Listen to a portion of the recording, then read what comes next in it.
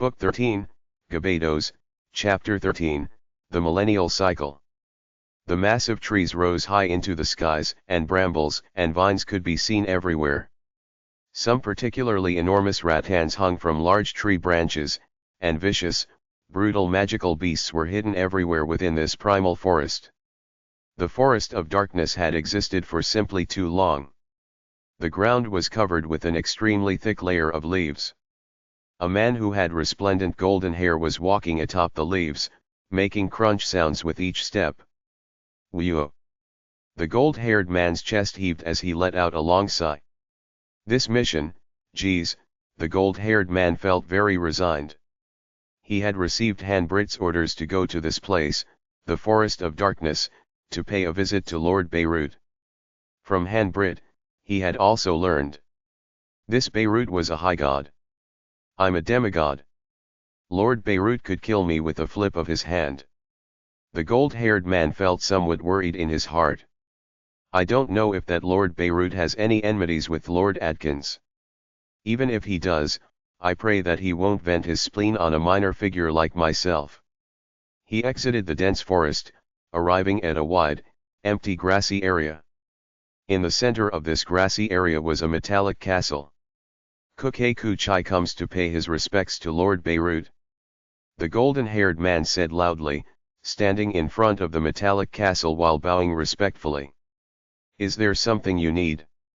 A gravelly voice rang out directly into the golden-haired youth's mind. Kuke immediately raised his head, but he didn't see anyone nearby, only that cold, metallic castle in front of him. Kuke understood that Lord Beirut disdained to meet him, and so had only reached out with divine sense. Kuke hurriedly bowed and said, Lord Beirut, I was lucky enough to escape from the Gebados Planar Prison, and I have heard of the necropolis of the gods. I don't know if I can enter the necropolis of the gods. Right. What Atkins had ordered him to do was for him, a demigod, to investigate what Beirut's attitude towards opening the necropolis of the gods again was. Enter the necropolis of the gods. Yes, you can. Beirut's gravelly voice rang out. The golden-haired youngster's eyes were instantly filled with delight. Only, the necropolis of the gods is only opened once a millennium. If you want to enter it, come again after waiting 1,000 years. Beirut's reply instantly made Kuke somewhat flabbergasted. Enough. You can leave now. Beirut said calmly. Lord Beirut, can't you open it earlier? Kuke said respectfully. I told you to leave. Beirut's voice rang out once more. Kuke's heart shivered. He knew that the consequences of irritating a high god were extremely grave. No longer daring to say anything else, he immediately paid his respects. Thank you, Lord Beirut. And then, Kuke immediately left the metallic castle. Within the metallic castle, Beirut stroked his black beard, letting out a snicker. This Atkins. He actually sent a demigod to investigate. Could it be that he thinks that coming personally is too much trouble? Fine, then, Atkins. I'll toy with you a bit. Beirut's eyes had a hint of ridicule within them. And then, Beirut broadcast out his divine sense in all directions like a wave. The deities who are still here at the Yulan continent, the necropolis of the gods is opened only once every millennium, and it has just been opened not too long ago. Those of you who wish to enter the necropolis of the gods must wait 1,000 years, also, there is a limit to the number of people who will be granted entry. Only the strong will be allowed in. A hint of a mocking smile on his face, Beirut sent this message to every single deity within the Yulan continent. It seems the coming days will be amusing, now. Beirut's smile was very bright. Beirut's message rang out in Atkins' mind, along with the others. Atkins, who had been within a side hall of the imperial palace, teasing and cavorting with a bewitching beauty, suddenly came to a halt. Baby, you can go back for now. Tonight, I'll come looking for you again. Yes, milord. The golden-haired beauty smiled, then retreated. Atkins began to consider Beirut's divine sense message. Lord Atkins. The silver-haired elder entered the side hall as well. Barnes, you came. Atkins smiled and nodded. You should have heard the message just now from Beirut as well. Originally, Atkins had 3 gods under his control. Now, of course, with Ajwin on his side, he had 4. But the person whom Atkins trusted was this man in front of him, Barnes. The likes of that silver-haired youngster, Han Britt, was very nervous in front of Atkins. But when Barnes and Atkins chatted, it was as though they were just friends. According to what Beirut said, and based on what we know, this once per millennium rule should be true. To us, 1,000 years is nothing much, Lord Atkins, let's just wait 1,000 years. After 1,000 years, we'll enter the necropolis of the gods. The silver-haired old man said. Atkins frowned, his elegant, slender nose wrinkling. 1,000 years. If I have to wait, I'll wait. I'm enjoying myself in the mortal world right now anyhow. Atkins said with a calm smile. Only, that fellow Beirut really is quite cocky. He relies on the power of the sovereign backing him up, and even goes as far as to say the number of slots is limited for entering the necropolis of the gods. Geez. Humph. Atkins let out a cold, disdainful snort.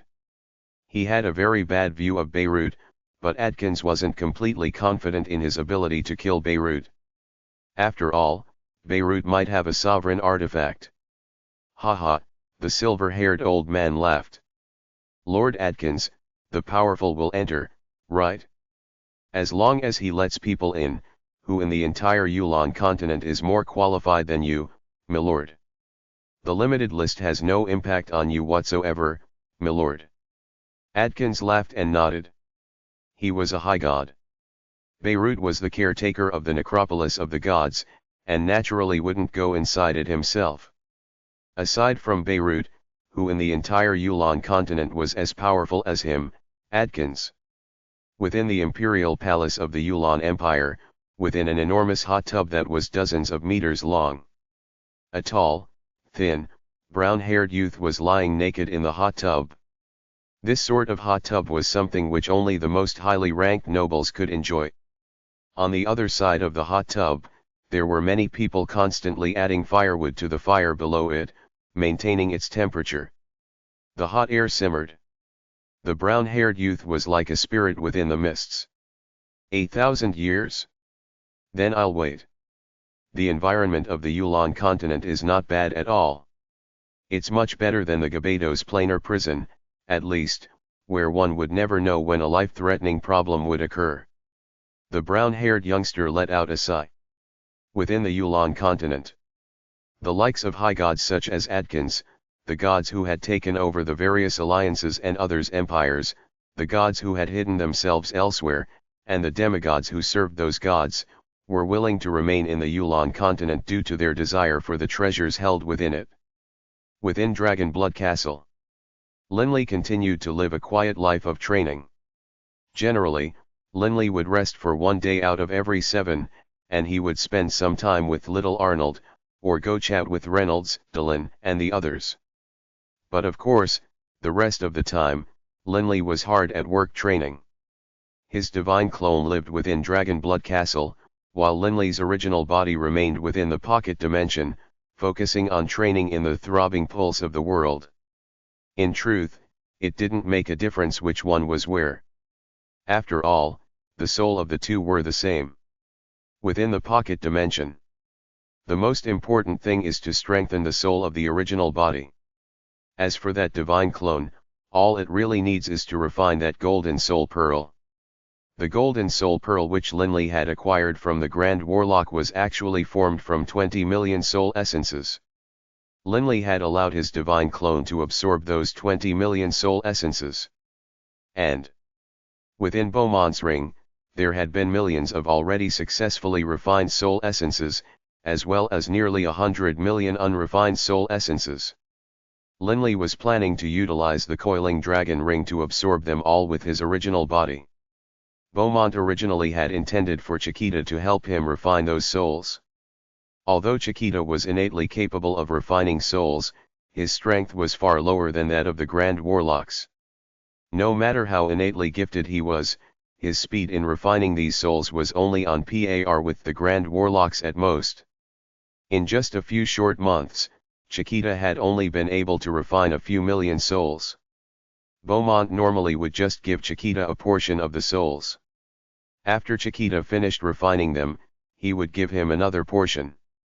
The vast majority of the souls were all stored within Beaumont's interspatial ring. The Coiling Dragon ring swallowed all of the soul into itself at one go, including the soul essences. Instantly, countless soul essences were now floating around within the Coiling Dragon ring, and those countless golden threads were being absorbed into Linley's soul. Linley's original body's soul was currently growing at an astonishing rate.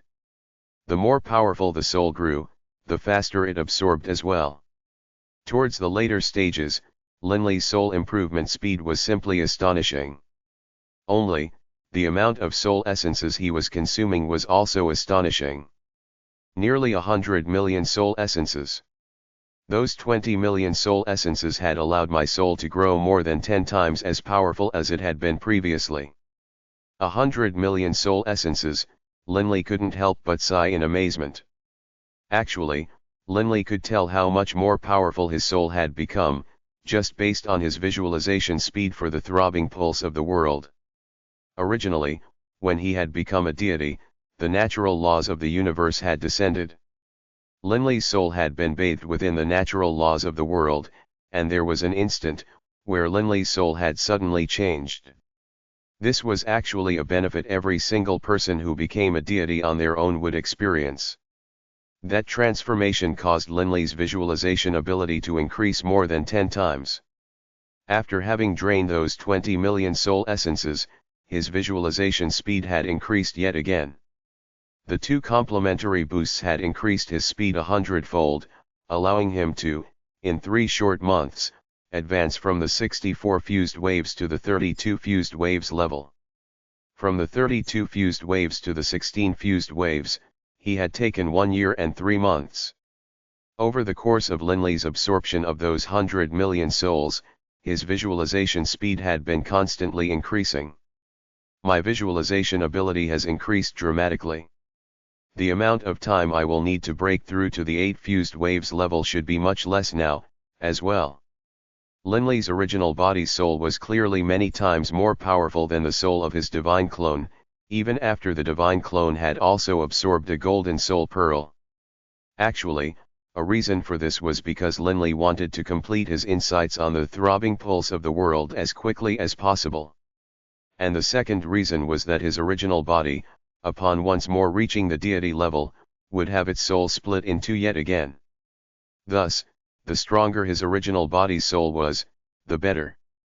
Within the Garden of Dragonblood Castle, Linley, Dylan, Tarasi, the war god, and the others were all gathered together. Not long ago, they too had heard Beirut's instructions. 1,000 years. Tarasi sighed. Even Atkins is staying in the Yulan continent. Clearly, his target is the necropolis of the gods. There will definitely be many experts taking part in that next opening in 1,000 years. Everyone, are you planning to go in 1,000 years later as well? Of course. The war god was the first to speak. On this trip to the necropolis of the gods, the war god had not acquired a divine god spark. This caused the war god to feel rather disgruntled. After all, his old foe, the high priest, Catherine, had successfully acquired a divine god spark. Linley, Olivier, what about you two? Tarasi looked at Olivier and Linley. 1,000 years later. Linley laughed, not replying. Might go in. Might not. This was Oliver's reply. Tarasi stared. Olivier, what sort of an answer is this? Might go in, might not. Those were the only two options to begin with. You might as well have given no answer at all. What I meant was, Olivier said seriously. If in 1,000 years, I am still in the Yulan plain, I'll go to the necropolis of the gods. If by then, I have already gone to other planes, then naturally I won't be able to enter the necropolis of the gods again. Go to other planes. The war god was rather puzzled. In other planes, you'll be nothing more than a demigod with no background. Do you think you'll be able to make a good life for yourself in the higher planes or the divine planes? The countless material planes and higher planes had all been in existence for far too long. The higher planes had powerful forces, clans, and even some empires. Without any connections or background there, it was better to stay in the Yulan continent. For example, the Yulan continent had the necropolis of the gods, something which many experts desired to enter. Linley, why don't you say whether or not you'll go in? Dylan looked at Linley. What's the point of discussing it now? 1,000 years is too far off into the distance, Linley let out a sigh. He hadn't been training for even a century yet. 1,000 years? That was indeed too long. Dylan, Tarasi, and the war god were instantly speechless. Only now did they remember that Linley had only spent a few decades before reaching the demigod level. Comparatively speaking, 1,000 years later, who knew what Linley would be like? Book 13, Gebados, Chapter 14, Two Powers Join Forces. The O'Brien Empire. Within a manor. This was the place where Ojwin currently resided. Today, Ojwin had ordered for an exceedingly sumptuous banquet to be prepared, especially for the sake of his old friend, Hanbrit. Ojwin and Hanbrit sat down opposite of each other, eating while chatting. Ojwin, I have the feeling that today, there's something on your mind. Speak plainly, what is it? Hanbrit grinned as he spoke. Ojwin chuckled as well. I can never fool you, old friend. Ojwin let out a sigh as he spoke, a hint of grief in his eyes. Hanbrit, you should know that my son is dead. I've never been able to forget about this. Ojwin let out a bitter laugh. Honestly speaking, this sort of psychological torture, I'm going crazy. Hanbrit knew how deep the bonds were between Ojwin and his son. That's right. I haven't had a chance to ask you. How did your son, Kingsley, die? Hanbrit asked curiously. Did he die at the hands of that expert who forced you out of the Barak Empire? No. Ojwin shook his head. If he had died in the hands of that expert named Tarasi, I would be able to hold on to my temper. After all, I'm only slightly weaker than him.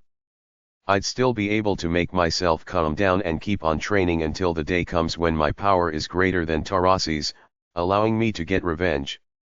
But, the person who killed my son is a demigod. Demigod? Hanbrit was very surprised. Ojwin couldn't refrain from cursing and nodding, right? Nothing but a demigod. It really f***ing drives me insane. Just a demigod who I could kill with the flip of my hand, but I don't have a chance to kill him right now. Ojwin, are you saying that you want me? Hanbrit was able to guess what came next. Ojwin looked sincerely at Hanbrit.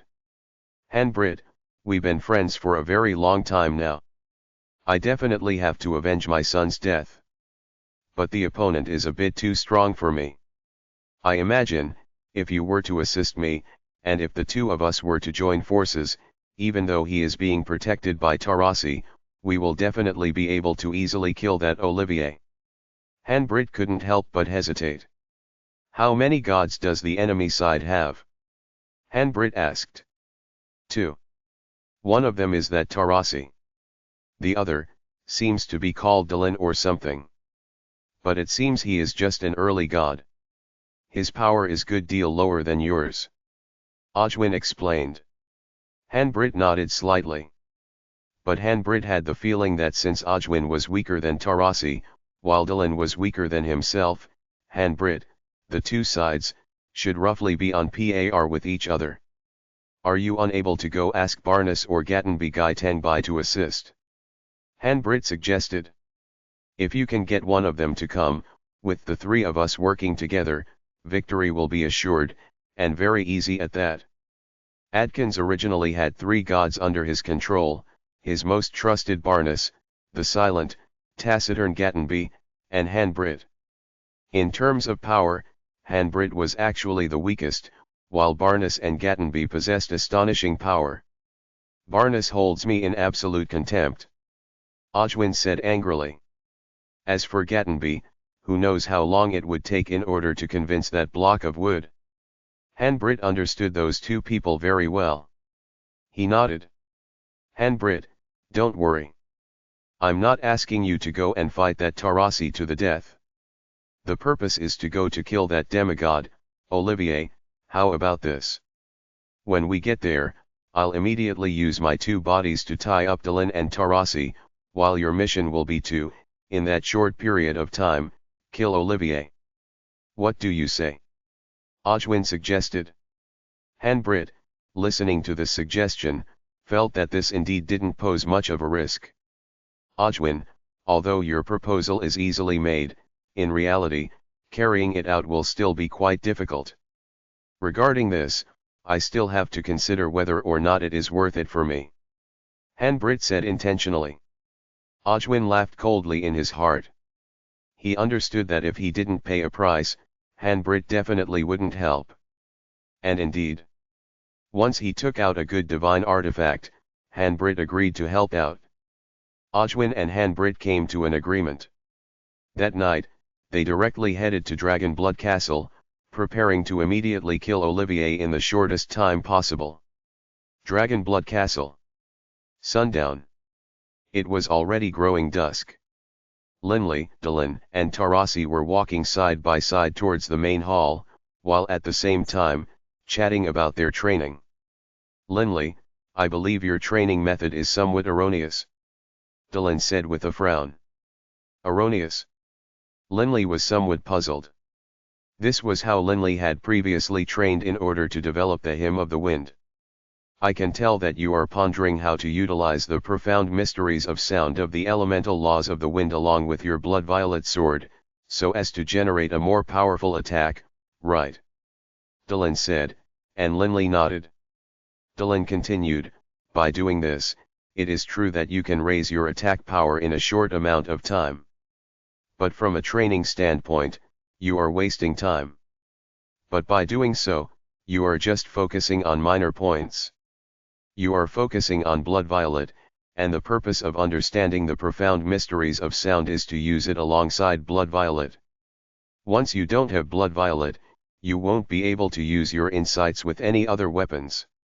That's no good.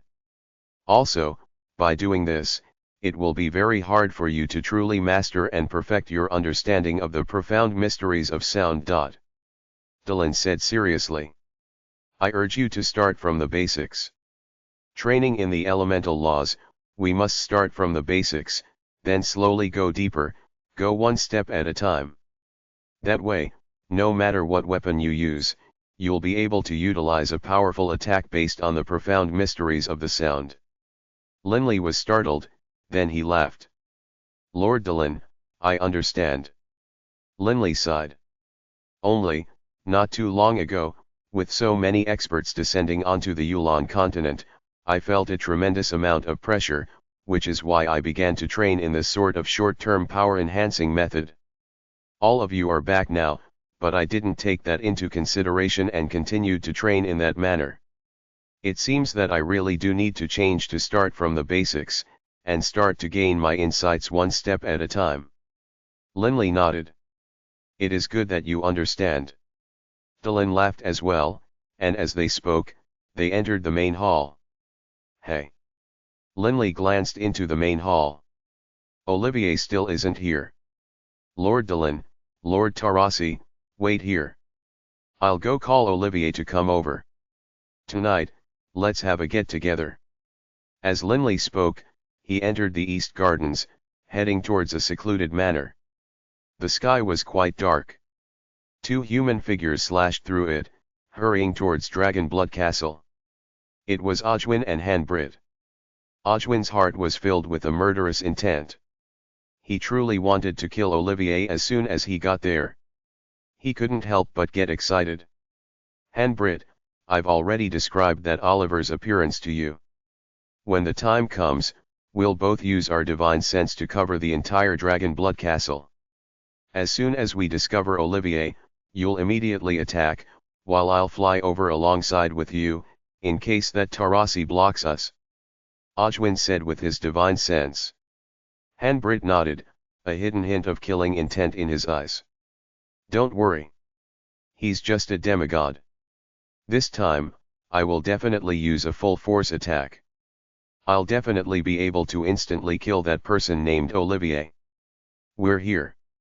Dragon Blood Castle is just up ahead. Ojwin's breathing grew ragged. Later, when I give the order, we'll simultaneously spread out our divine sense and also simultaneously charge down. We have to make it fast. Ojwin said. Hanbrit didn't argue. He definitely wanted to kill Olivier in as short a time as possible. The shorter the time frame, the less of a chance they would have to do battle with Tarasi. Within the manor, Olivier had just now stopped his training. Let's go. Everyone's waiting for you, Linley said with a laugh. The two were walking shoulder to shoulder as they spoke. I don't know why, but for some reason, I've been in an unsettled mood today. Even when I was training, I had to spend a lot of time before I could calm down and absorb myself in training. Olivier frowned while sighing. I really don't understand why I feel so nervous. Linley let out a laugh. Stop thinking wild thoughts. If you really are nervous, then just come into my pocket training dimension. It's already crowded enough in there. I won't add to it. Olivier laughed. The two were walking on the path within the East Garden. Just at this moment, two divine senses suddenly encapsulated the entire Dragon Blood Castle.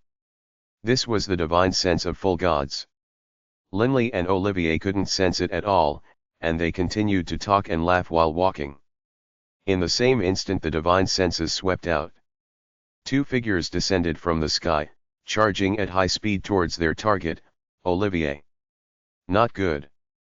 Tarasi and Dylan were both gods. They sensed the opponent's divine senses. Naturally, they spread out their own divine sense, and realized that from mid-air, there were two gods charging straight towards Linley and Olivier. Two gods. Tarasi and Dylan both felt great shock. Swish. Swish. Tarasi and Dylan both raised their speeds to their limit, hurrying towards Linley and Olivier while at the same time, using their divine sense to contact the two. Quick, come to the main hall, quick. That Ojwin is coming for you. Their voices rang out in Linley and Oliver's minds. Linley and Olivier both reacted very fast, simultaneously charging towards the main hall. However, Ojwin and Hanbrit were just 1,000 meters away in the air, and they were charging down at a very high speed. Dragon Blood Castle was quite large as well.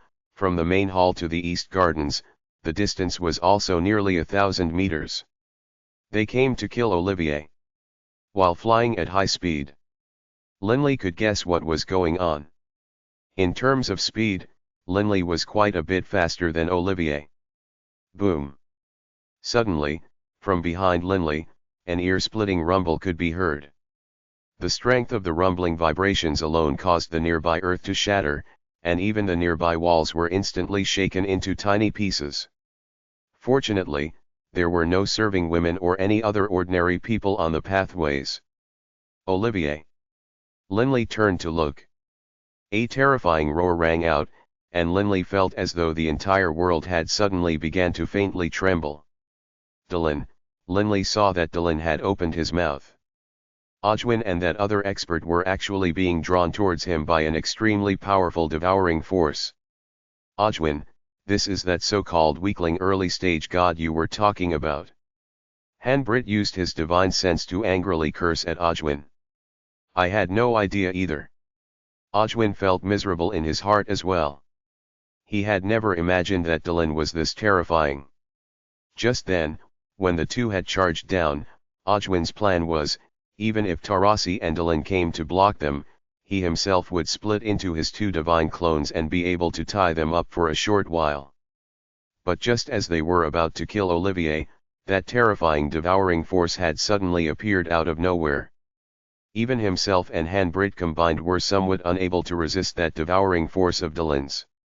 Ojwin instantly transformed into two people, his divine light clone, and his divine fire clone.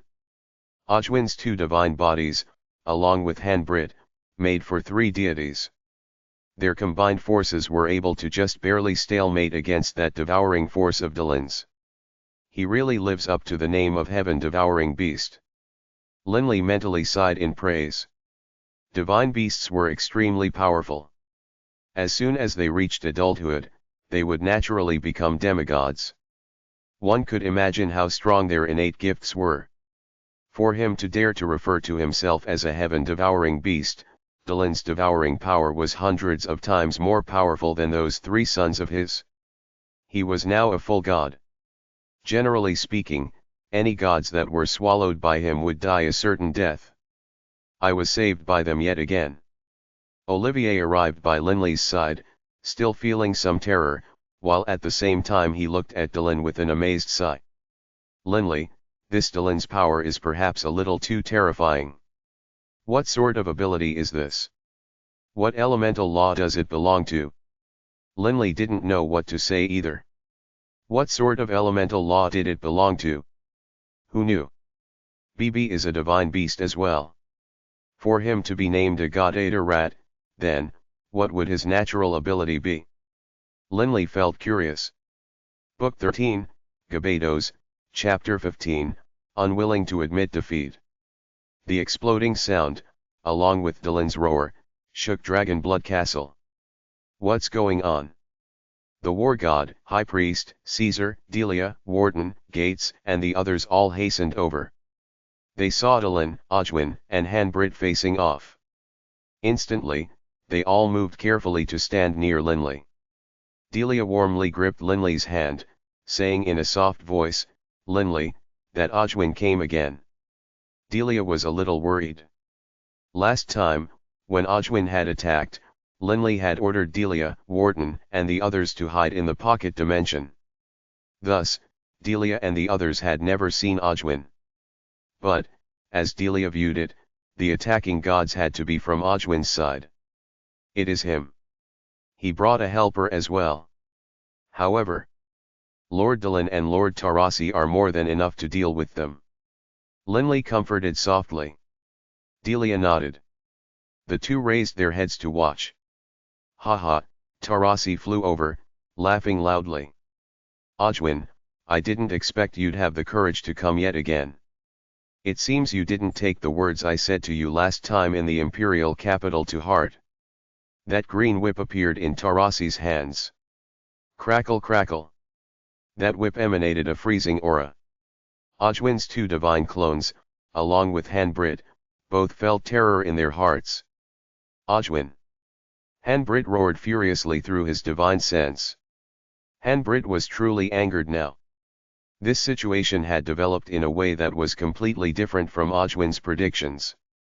Ojwin also had a bad feeling. The two of them were just barely able to resist Dylan's devouring power. Only by joining forces, along with Ojwin using both his divine clones, were the two able to just barely resist. They were completely unable to move right now. If this situation continued, if Tarasi were to attack, the two of them would be sitting targets. "Ha, eat a few hundred whip strikes first." Tarasi laughed loudly as he began to whirl his whip. A few hundred whips? The faces of Ojwin and Hanbrit, who were working hard to resist the devouring power, changed dramatically. How could they possibly be able to take the attack of this god head-on? Whoosh! The long green whip danced out like a massive serpent, transforming into brilliant green shadows. The temperature of the nearby area lowered to the freezing point, and a layer of frost appeared on the ground. The long green whip danced like a serpent's tail, striking viciously towards Ojwin and Hanbrit. Retreat! Ojwin and Hanbrit simultaneously gritted their teeth, exploding forth the energy within their bodies, risking injury to themselves as they forcibly broke through from the area of Dylan's devouring force. Boom! An explosion occurred in mid-air, and a sudden tempest arose out of nowhere. Even some of the decorative plants and trees of Dragon Blood Castle were destroyed. Ojwin's 2 divine clones, along with Hanbrit, stood there in the air above Dragon Blood Castle, their faces ashen. Dylan let out a soft curse. HRMPH. If it wasn't for the fact that my divine power isn't pure and powerful enough yet, how could the 2 of you have escaped? In the air above Dragon Blood Castle, Ojwin's 2 clones and Hanbrit hovered in mid-air. The 2 of you better F***ck off and stay the hell away. Otherwise, I won't show any mercy this time. Tarasi continued to chortle as he raised his head to stare at those 2 sorry figures in mid-air. Hanbrit looked back at Ojwin. He transmitted with his divine sense, Ojwin, that Dylan, is the weakling you spoke of? Humph. I think we better go. Hanbrit, having accepted a divine artifact from Ojwin, didn't feel comfortable just leaving by himself. Ojwin stared coldly down below, his heart filled with raging fury. As he stared down at Olivier, who stood next to Linley, Ojwin's rage caused his entire body to shake. With his divine sense, he said, Hanbrit, this was my mistake. I didn't clearly investigate the opponent's strength. But, I absolutely must kill this Olivier.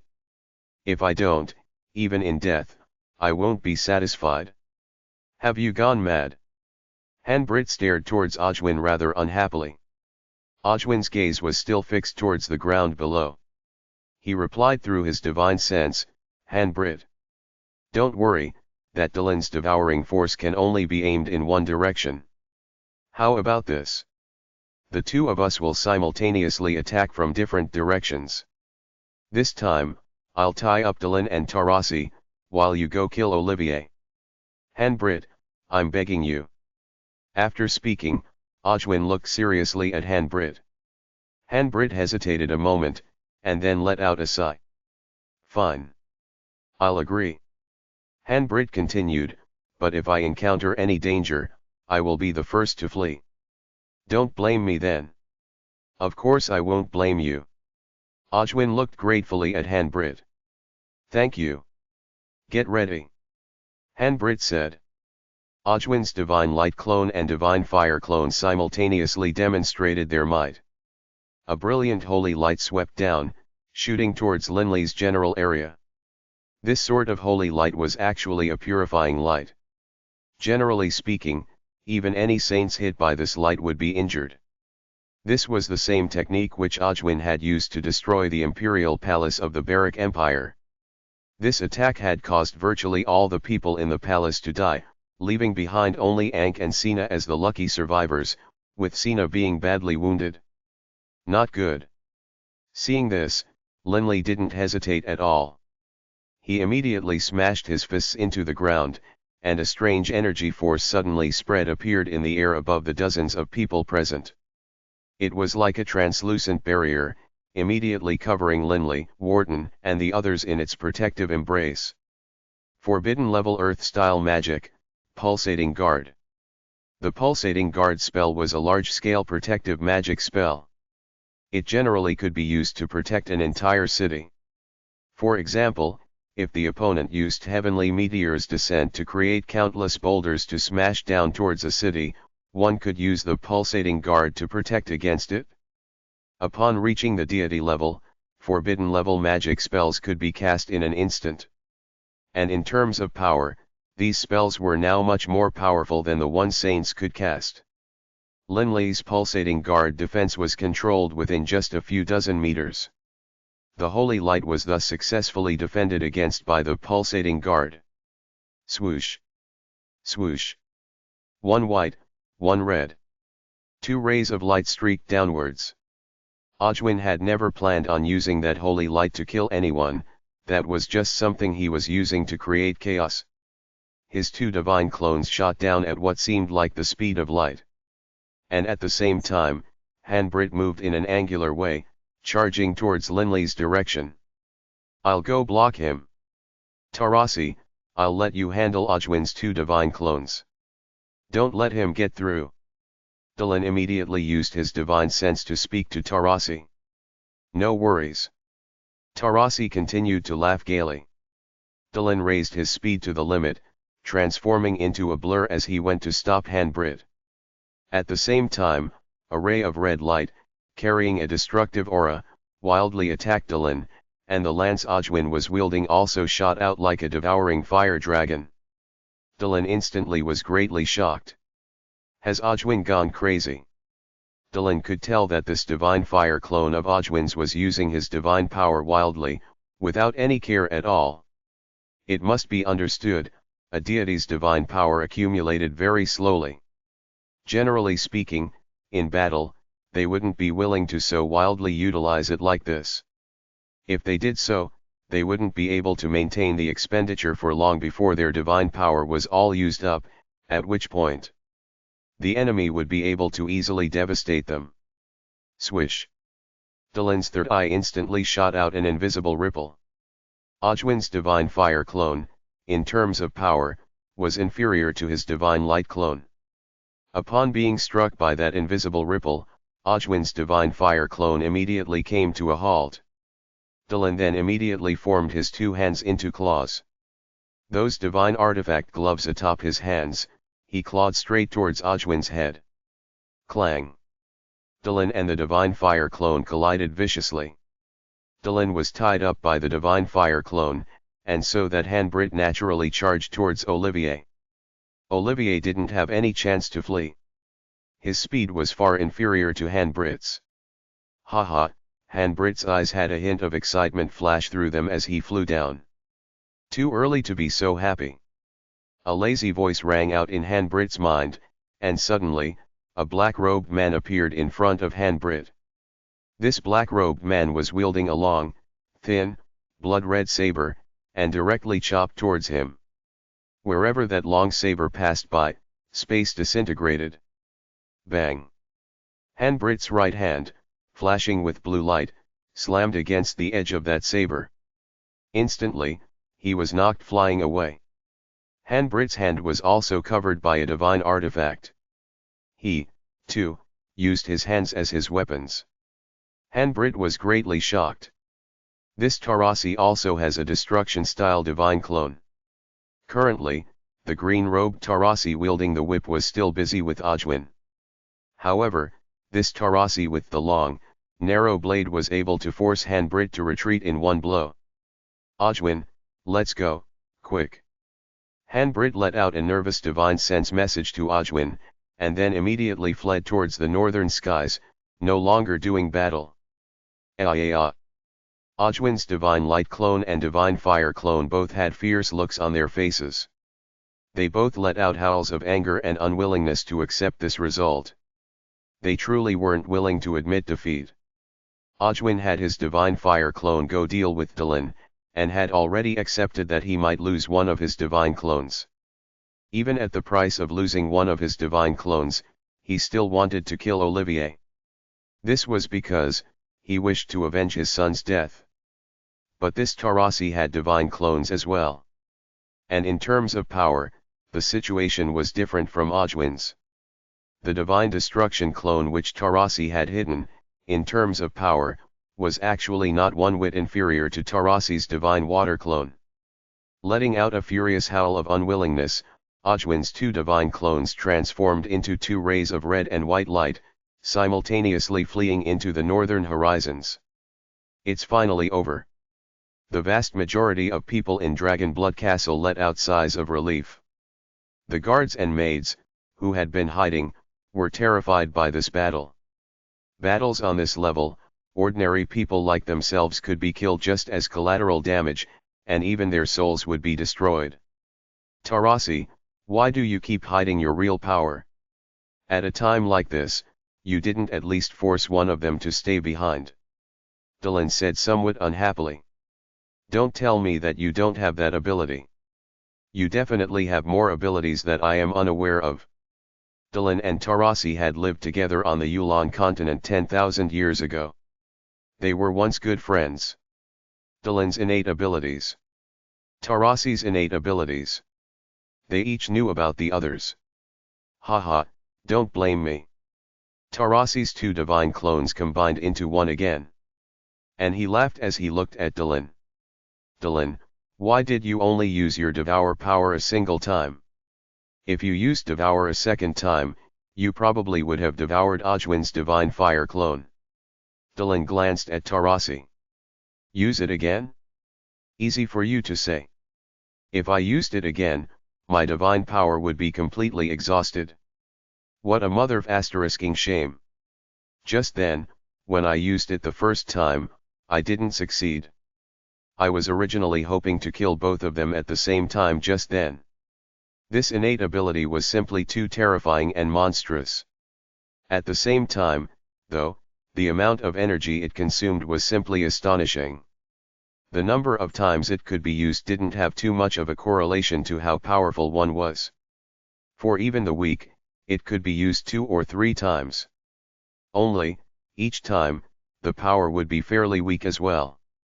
For the strong, it still could only be used 2 or 3 times, but each time, the power would be astonishing. You are always so greedy. If it weren't for the fact that 5,000 years ago, you got greedy and used your devour ability to try and get some demigod-level divine sparks for your children, you wouldn't have angered Lord Beirut, resulting in him throwing you into the planar prison. Tarasi said with a laugh. Dylan snorted coldly, no longer saying anything else. He naturally felt uncomfortable when thinking back to 5,000 years ago. As Dylan and Tarasi chatted, they walked towards Linley and the others. Linley, the war god, and the others, from this battle, had an even greater appreciation for the difference in power between them and gods. Given their current level of power, if they were to face any gods by themselves, they would be doomed. Lord Tarasi, Lord Dylan, thank you. Olivier walked forward and said solemnly. It's fine. But you little rascal, in the future, stop causing so many problems. Tarasi said with a calm laugh. Book 13, Gebados, Chapter 16, Turned Back. Since Ojwin and Hanbrid had been repulsed, the people within Dragonblood Castle became much more relieved. Linley, Dylan, and Tarasi all went to the main hall, chatting and laughing while enjoying the sumptuous dinner feast. Linley's group were all in a fine mood. But, Ojwin was in a terrible mood. In the grey, clouded skies, Ojwin and Hanbrid were flying shoulder to shoulder back towards the O'Brien Empire. Hanbrid glanced at Ojwin. Ojwin, don't be so unhappy. Both Tarasi and Dylan were both more powerful than you had predicted. Just the two of us, go and kill Olivier under their watch. It is virtually impossible. Ojwin was silent. To kill Olivier, the only options are to do so when he leaves Dragonblood Castle, or, when Tarasi and Dylan leave Dragonblood Castle. Hanbrid recommended. Ojwin, for now, just give it up.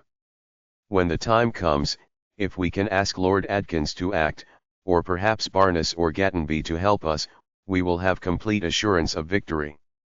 Whether it was Lord Adkins who acted, or the alliance of Barnes, Gattenby, Hanbrid, and Ojwin, either scenario would result in an easy storming of Dragonblood Castle and the slaying of Olivier. However, to convince Lord Adkins to act. What sort of a person is Lord Adkins? I'm afraid to even speak in front of him. Ojwin laughed mockingly at himself. As for Barnes and Gattenby, the two are very hard to make friends with. Unless I spend sufficient time and energy on them, it's virtually impossible to get them to help. It's good that you understand this.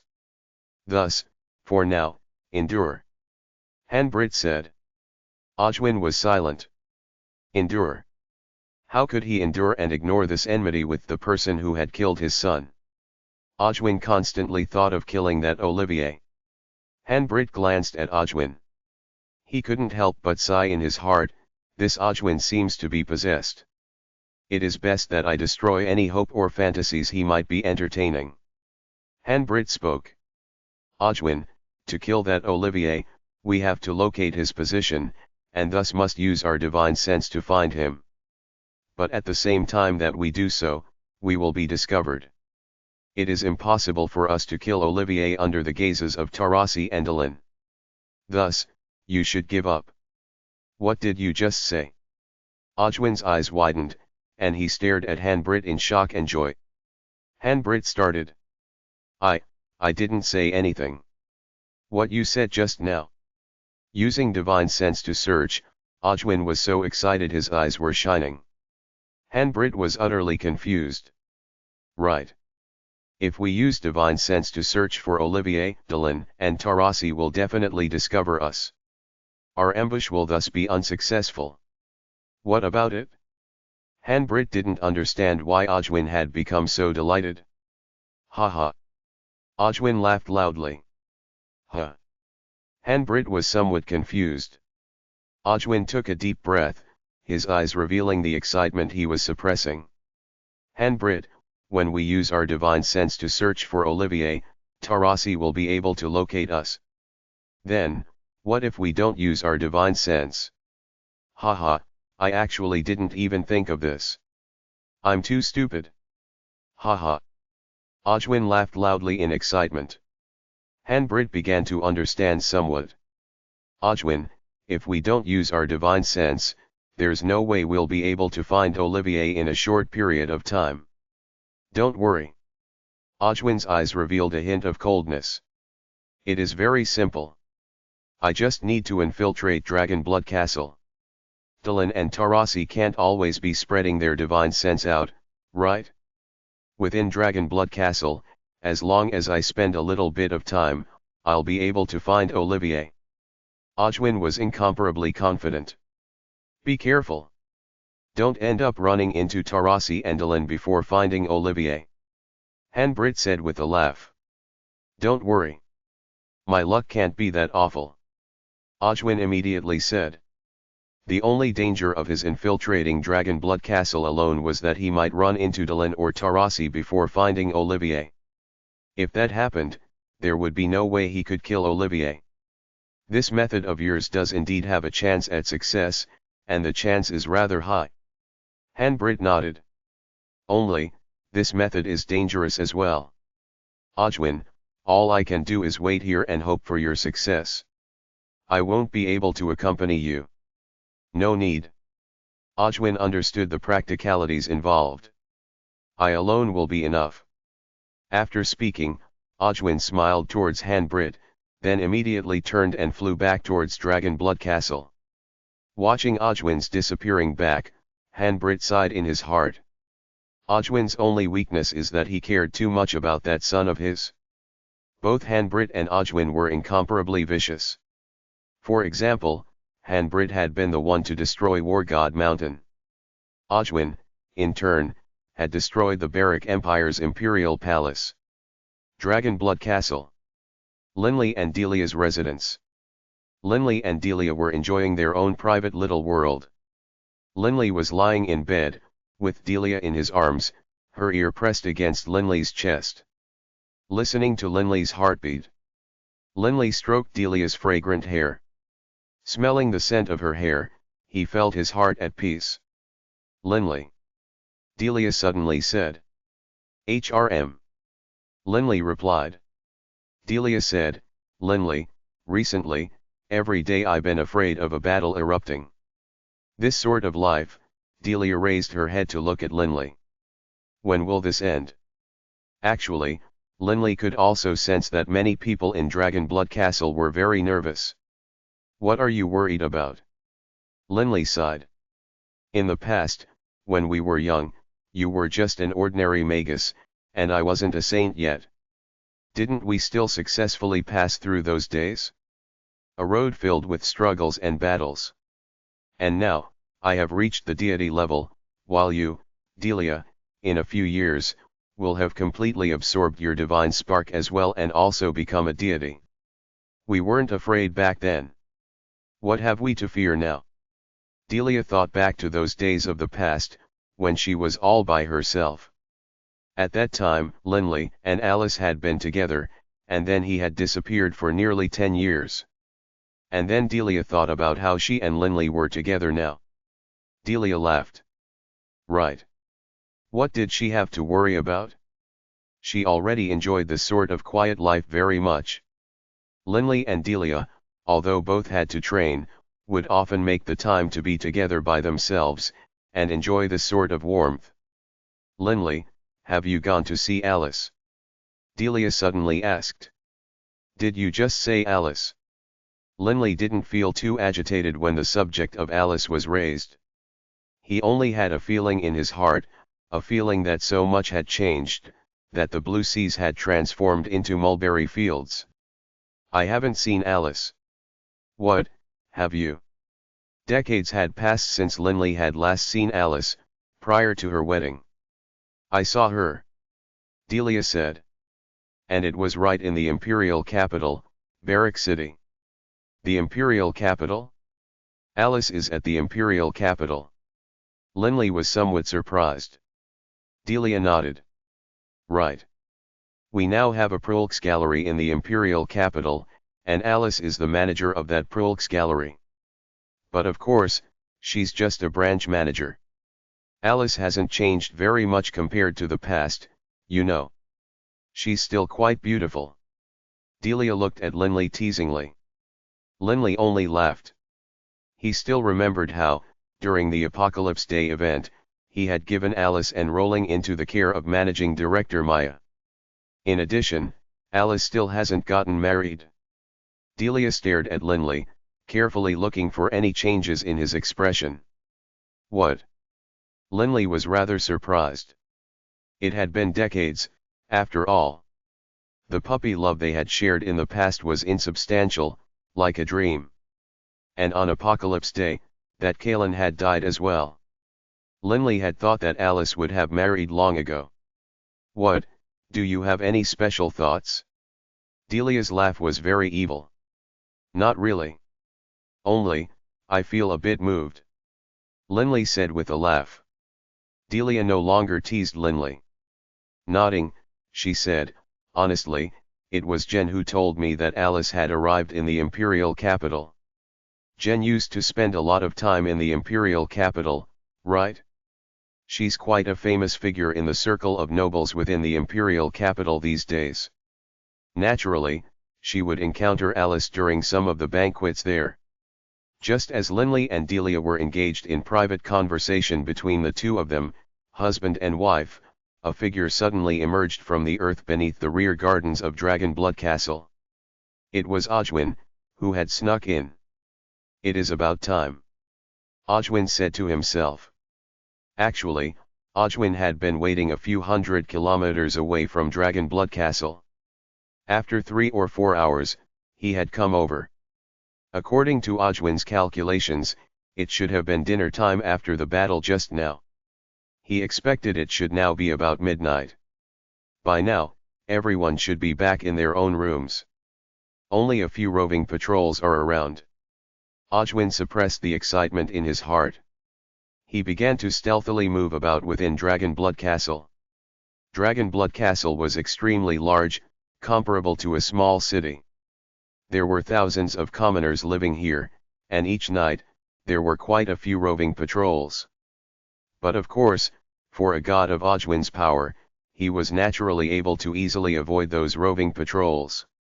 "Hey, brothers, you guys go on up ahead. We're going to take a rest." The nighttime guards were about to change shifts. One of the units headed towards their own residences, chatting amongst each other. When they reached the northern gardens where the guards and the serving maids resided, they naturally went their separate ways and headed towards their own rooms. Suddenly, one of the guards who was heading towards his own residence felt his head grow dizzy and his consciousness grow dim. A human figure appeared behind him. It was Ojwin. "Tell me, where is Olivier?" Ojwin spoke out. Although Ojwin wasn't very proficient at techniques for controlling others, just by relying on his spiritual energy as a god, he was able to easily control an ordinary commoner. "Don't know," the guard said woodenly. Ojwin couldn't help but frown. "Then what about Tarasi and Dylan?" "Don't know," the guard still said. Ojwin couldn't help but feel some anger, but then he quickly understood. It seems the ordinary people in Dragonblood Castle aren't familiar with these deities at all. Only those personal servants will know them. Ojwin pondered his next steps. Let me ask you this. Have you ever seen a seemingly young man with white and black hair? He is often together with Linley. Ojwin said. Yes, I have. The guard said mechanically. Do you know where he lives? Ojwin felt joy in his heart, and he hurriedly followed up on this line of questioning. East Gardens. When on our patrols, I have seen that lord. He lives with several other lords in the East Gardens. Lord Linley is often together with him. The guard said. Ojwin's heart was filled with wild joy. It seems Olivier, Tarasi, and Dylan are all in the Eastern Gardens. Lead me there. Ojwin said. Yes. The guard didn't resist in the slightest. The guard immediately led Ojwin out of the Northern Gardens towards the East Gardens. Hey, Will Waiter, aren't you going back to get some rest? What are you doing here in the East Gardens? Several roving patrolmen walked over from the East Garden. Clearly, they recognized this guard, and they immediately asked him. Ojwin was currently hidden nearby. Tell them that when you were on patrol, you lost something in the East Garden, so you came to search for it. Ojwin immediately said. The guard said, when I was on patrol, I lost something in the East Gardens. I'm coming to look for it. The other guards all began to laugh. Will, you sure are negligent. It is very dark now. Search carefully. If you can't find it, come back and search again when it is day. After speaking, these guards left and went back on patrol. Although they had the feeling that Will's manner of speech was somewhat different from the past, they didn't harbor any suspicions. After all, they could tell at a glance that this was indeed their old friend, Will. Continue. Ojwin gave the order, and the guard immediately headed deeper towards the East Garden of Dragonblood Castle. Book 13, Gebados, Chapter 17, Mental Message. The guard led Ojwin forward. After walking for a while, the guard suddenly halted. Why did you stop? Ojwin immediately barked. Right now, Ojwin was using a small-scale Godrealm, causing no sound to transmit outside their bubble. The guard replied woodenly, I only know that those lords live in the rooms within. Normally, I am not permitted to enter. I don't know which lord lives in which room. The guard's reply caused Ojwin to be surprised. However, he understood why this was the case. The rooms where the likes of Olivier lived was normally off-limits to the guards. One of the rooms inside, Ojwin could tell that there were 6 or 7 little buildings within, each building having a courtyard. That makes this complicated. I don't know which one Olivier is in. Ojwin frowned, considering. War God, High Priest, Tarasi, Dylan, Caesar, Olivier. They all lived there. Within the 2-floor building where Caesar lived, Caesar was currently seated in the meditative position, his eyes shut. The elemental laws of darkness which Caesar trained in was a type of profound mystery having to do with stealth. To Caesar, the darkness was as comfortable to him as a mother's embrace. Caesar could completely and easily fuse with the darkness, causing others to be completely unable to detect him. At the same time, Caesar could sense anything which was not part of that darkness. For example, Caesar could sense that in the building next to his, there was a blazing hot aura. It was obvious to him as a blazing comet within the darkness. HRM. Caesar frowned. Why has someone drawn near so late at night?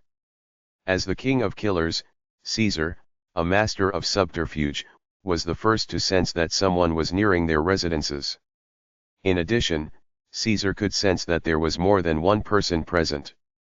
Such a weak aura. But unfortunately for you, you can't escape my detection. Caesar didn't use his divine sense either.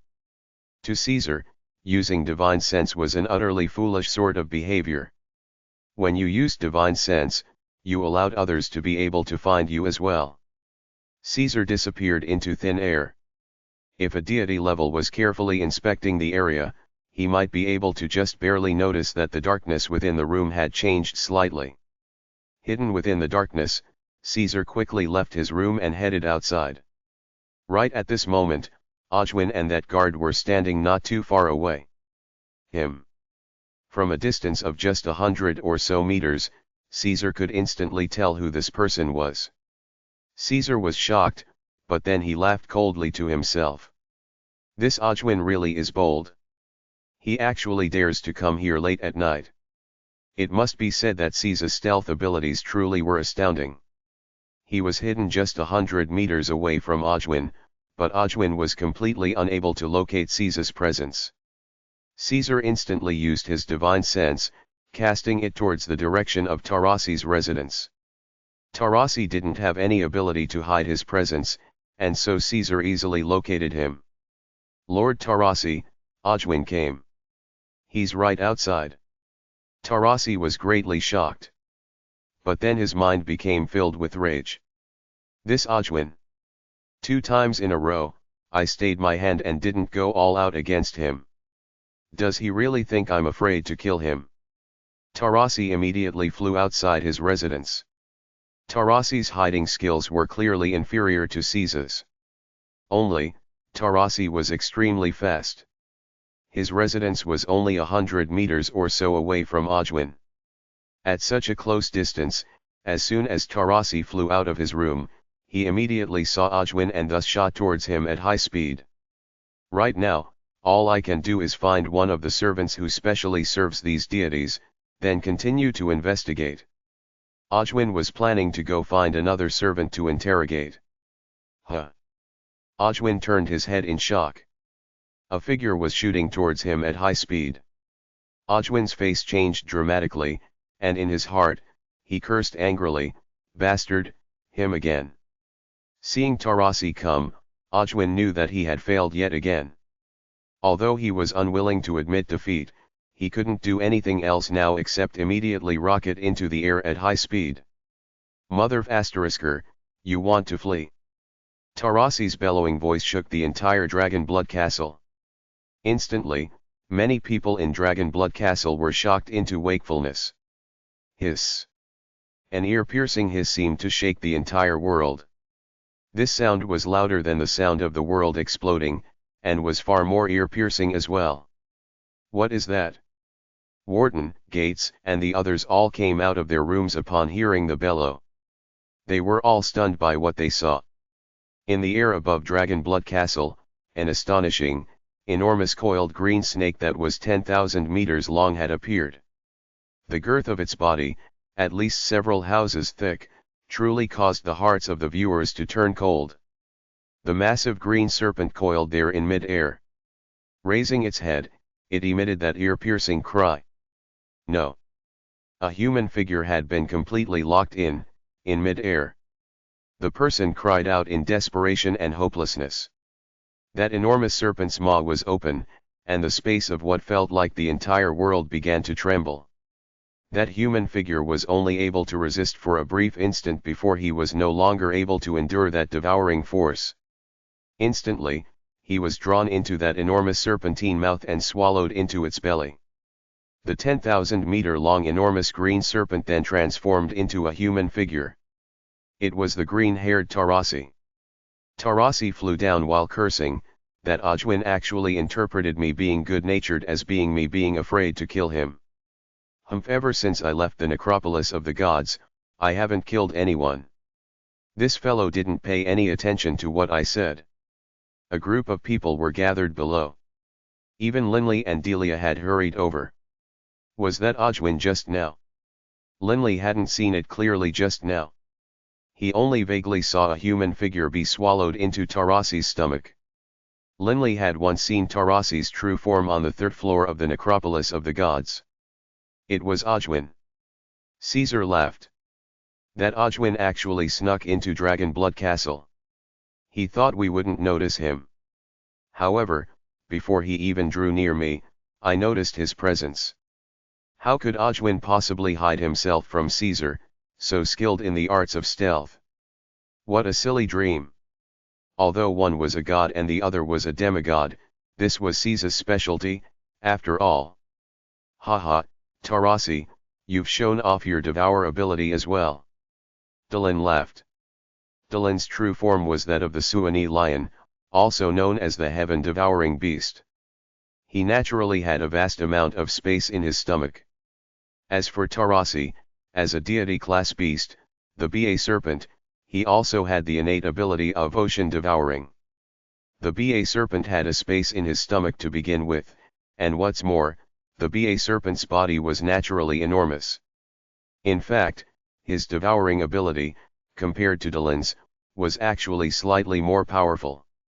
Given that Tarasi's spiritual energy, in terms of pureness and quantity, was superior to that of Delin's, his devour ability was naturally far stronger as well.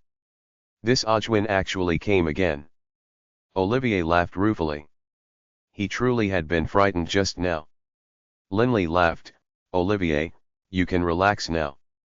That Ojwin is now dead. In the future, he won't be able to come make trouble for you. Ojwin's death caused Linley to feel relieved as well. Actually, many people within Dragon Blood Castle would be celebrating tonight. Don't be happy so soon. Tarasi snorted coldly as he spoke. Opening his mouth, a divine spark that faintly glowed with red light floated out. Ojwin died inside my body. This is his divine god spark. A fire-style one. Linley was shocked. Ojwin didn't have just one body. If the Ojwin that had been devoured was the combined Ojwin, there should be two divine sparks present. Right.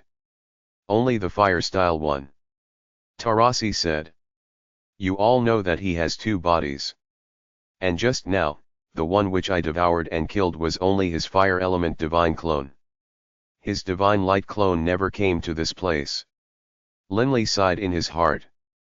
It was much like how, during Ojwin's first attack, Linley and Desri had kept their original bodies within the pocket dimension. They were guarding against the chance of their divine clones being destroyed, in which case they would be finished. It seems that Ojwin was also worried about being killed, so he had also made preparations. Linley couldn't help but look at Olivier. The look of concern once more appeared between Oliver's forehead. If Ojwin didn't die, then Olivier wouldn't be able to be relaxed. Olivier. Linley looked at Olivier. Olivier couldn't help but look at Linley with a rueful smile. Linley said, Olivier, right now, none of us know what that Ojwin is capable of doing. How about this? Come to the pocket dimension for your training. In that place, even if Ojwin used his divine sense, he definitely wouldn't be able to locate you. To be honest, there were quite a few people currently present in that pocket dimension now. Then, fine. Olivier didn't refuse this time. The pocket dimension alone was the safest haven within Dragon Blood Castle. Everyone, don't worry. Linley turned to look at Warden and the others. This time, Ojwin lost a divine spark, which means he lost one of his lives. He only has his divine light clone remaining. He dared to risk it this time, but in the future, he won't dare. He has no other divine clones. Everyone began to laugh. Only, the war god, O'Brien, stared at the divine spark in Tarasi's hands, his eyes gleaming. That was a full god's divine fire spark. He, O'Brien, trained in the elemental laws of fire. A god-level divine fire spark was something which he, O'Brien, desperately needed. Only, the divine god spark was simply too valuable.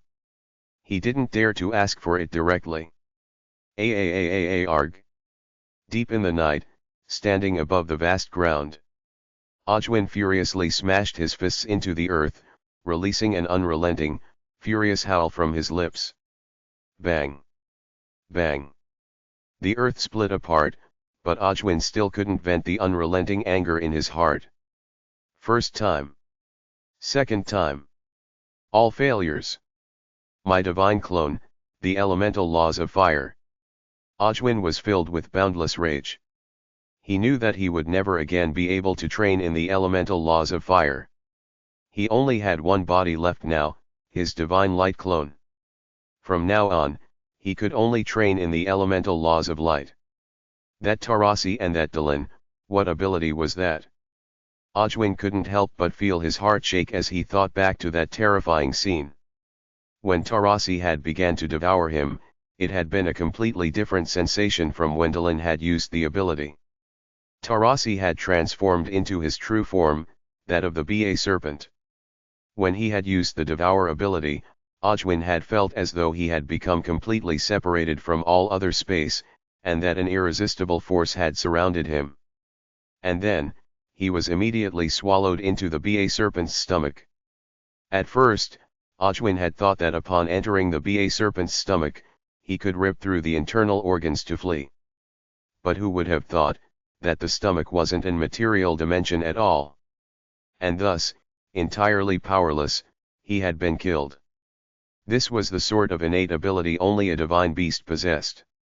Even most people who trained to the high god level couldn't possibly create such an immaterial dimension within their stomach. This was why the likes of the heaven-devouring beast and the Ba serpent were reputed to be able to swallow mountains and swallow oceans. There will come a day. Ojwin ground his teeth. There will come a day when I definitely will kill Olivier, and there will come a day when I become a high god and will come kill that Tarasi. Ojwin's heart was filled with extreme hatred towards Tarasi. But until reaching the high god level, Ojwin wouldn't dare to irritate Tarasi again.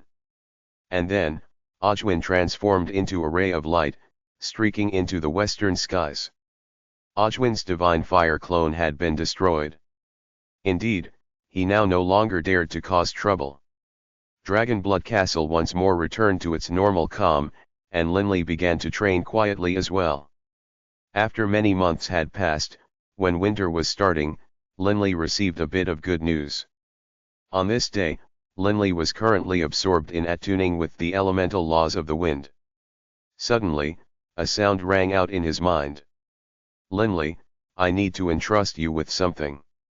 "Lord Beirut." Linley immediately halted his training. BB has already reached the stage of transforming into a deity. This final transformational stage is extremely critical.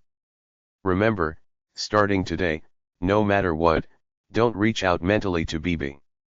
Don't disturb him. Beirut mentally transmitted to Linley.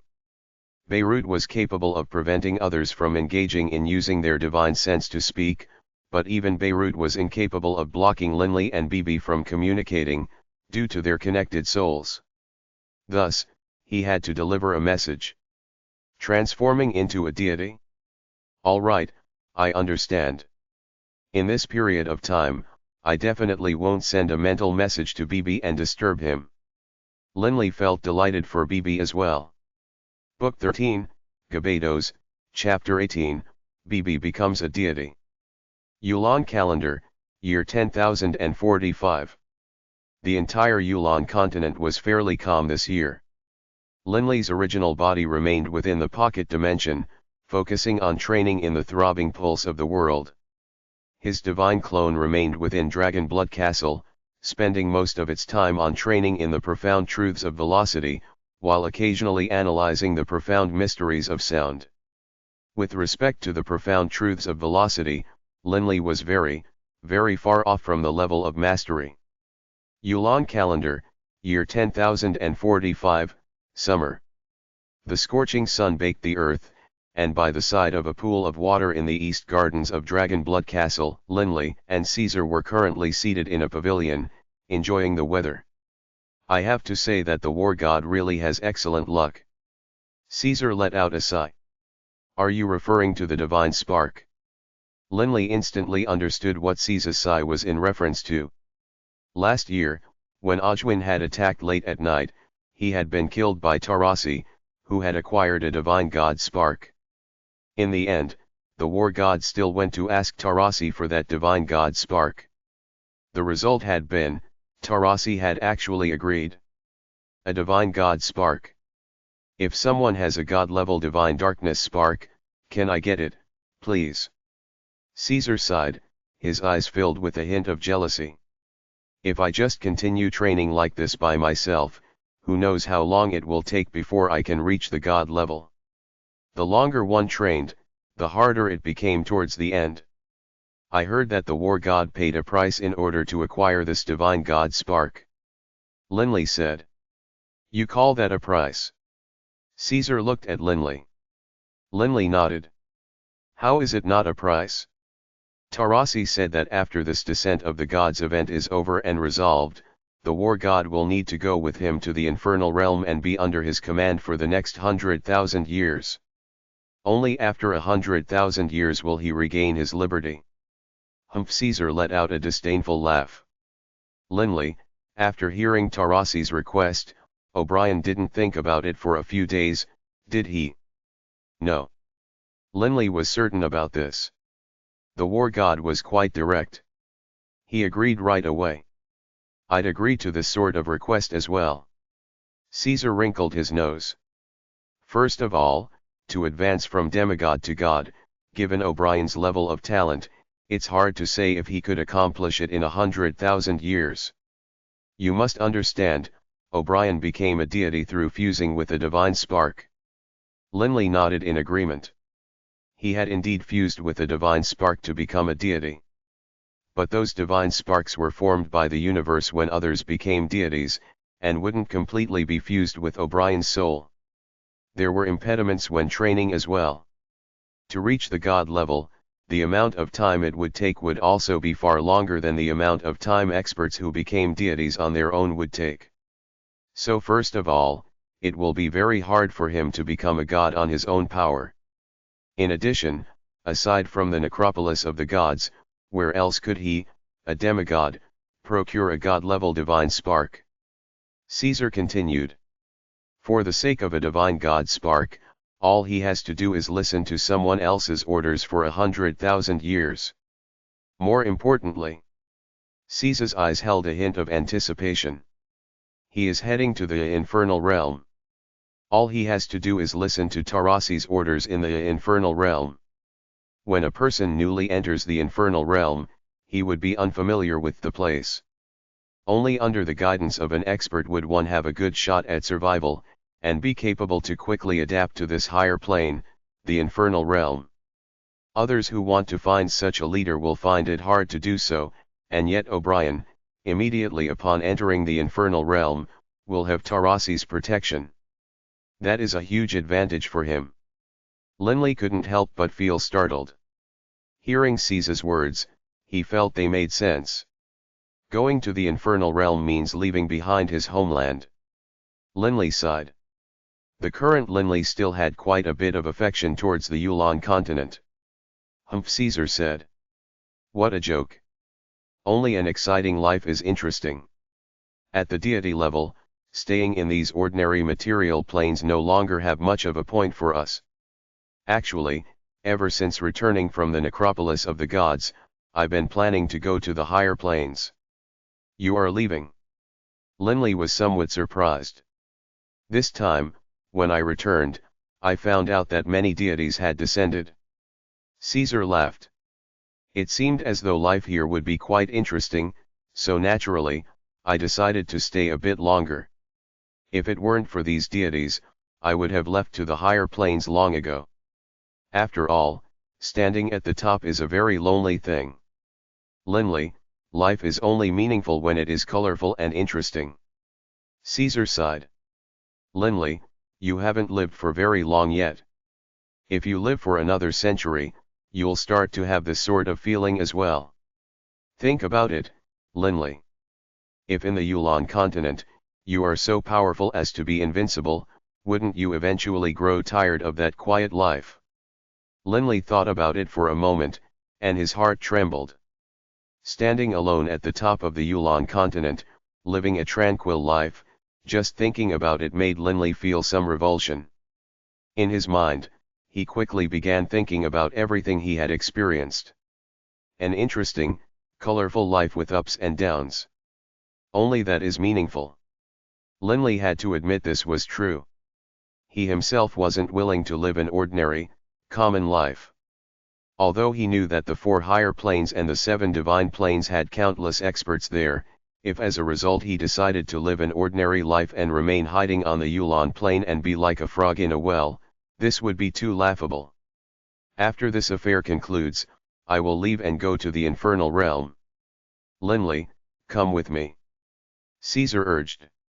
In the infernal realm, there are experts from countless planes. All sorts of races, and also, the 4 supreme warrior clans have all gone to the infernal realm. Don't you want to go visit your ancestors? The 4 supreme warrior clans. His ancestors. The very first dragon blood warrior of the Barak clan, Barak. And the second, the third, all of his ancestors who had already gone to the infernal realm.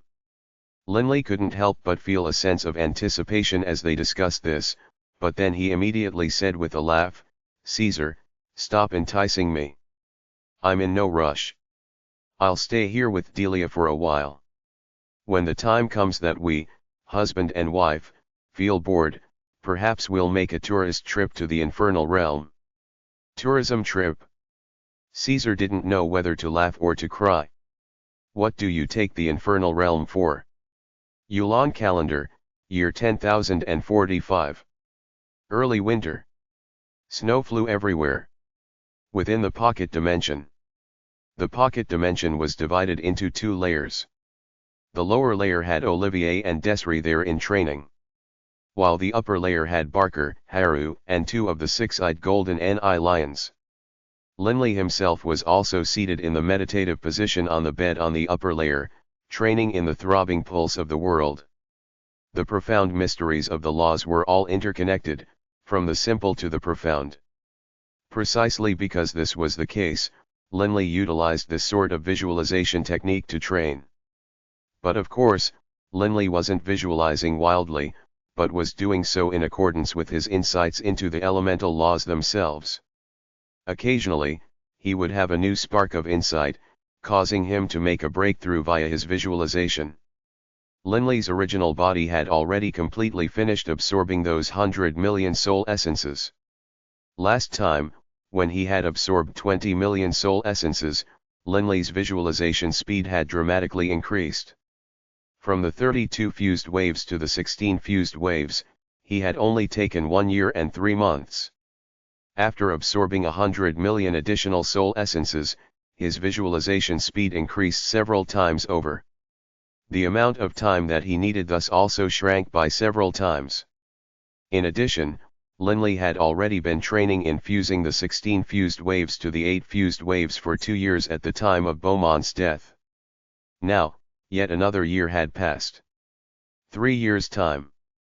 Seated in the meditative position on the stone bed within the pocket dimension, Linley's eyes opened, a hint of a smile on his face. The throbbing pulse of the world truly is extremely complicated. At last, I have broken through to the 8 fused waves level. Linley was currently feeling extremely pleased.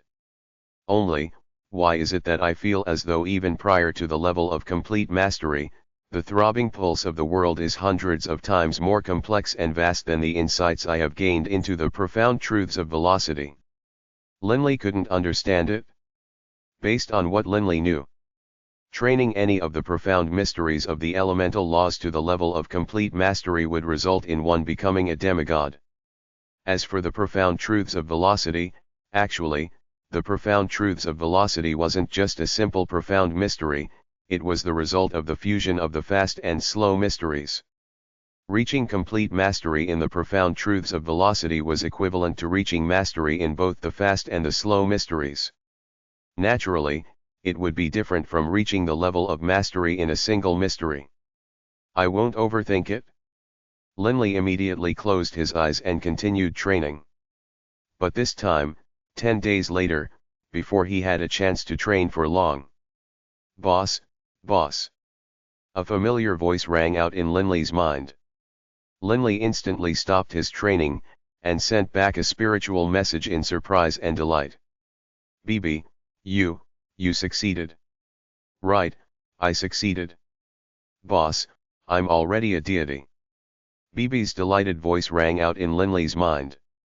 Linley felt a surge of excitement and joy in his heart. BB, who had grown up by his side, had already become a deity as well. Wonderful. Linley didn't know what he should say. Boss, I'm immediately heading out from the forest of darkness. Wait for me. BB had finally reached the adulthood phase as a god-eater rat. Having become a deity, BB immediately, excitedly, flew straight out from the metallic castle within the forest of darkness towards Dragon Blood Castle.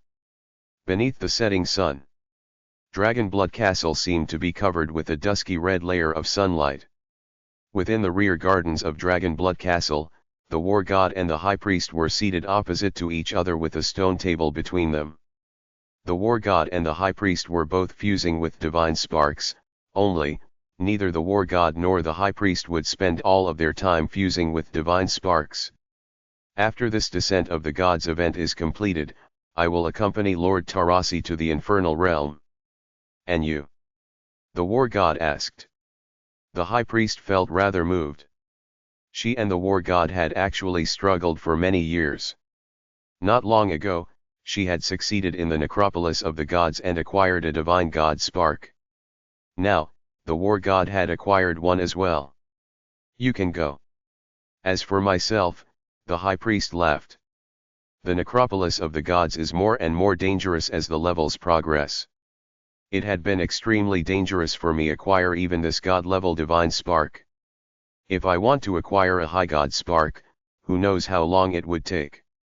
100,000 years? 1,000,000 years?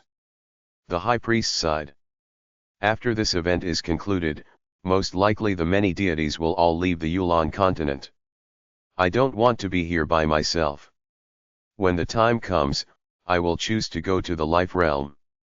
The four higher planes were the infernal realm, the celestial realm, the netherworld, and the life realm.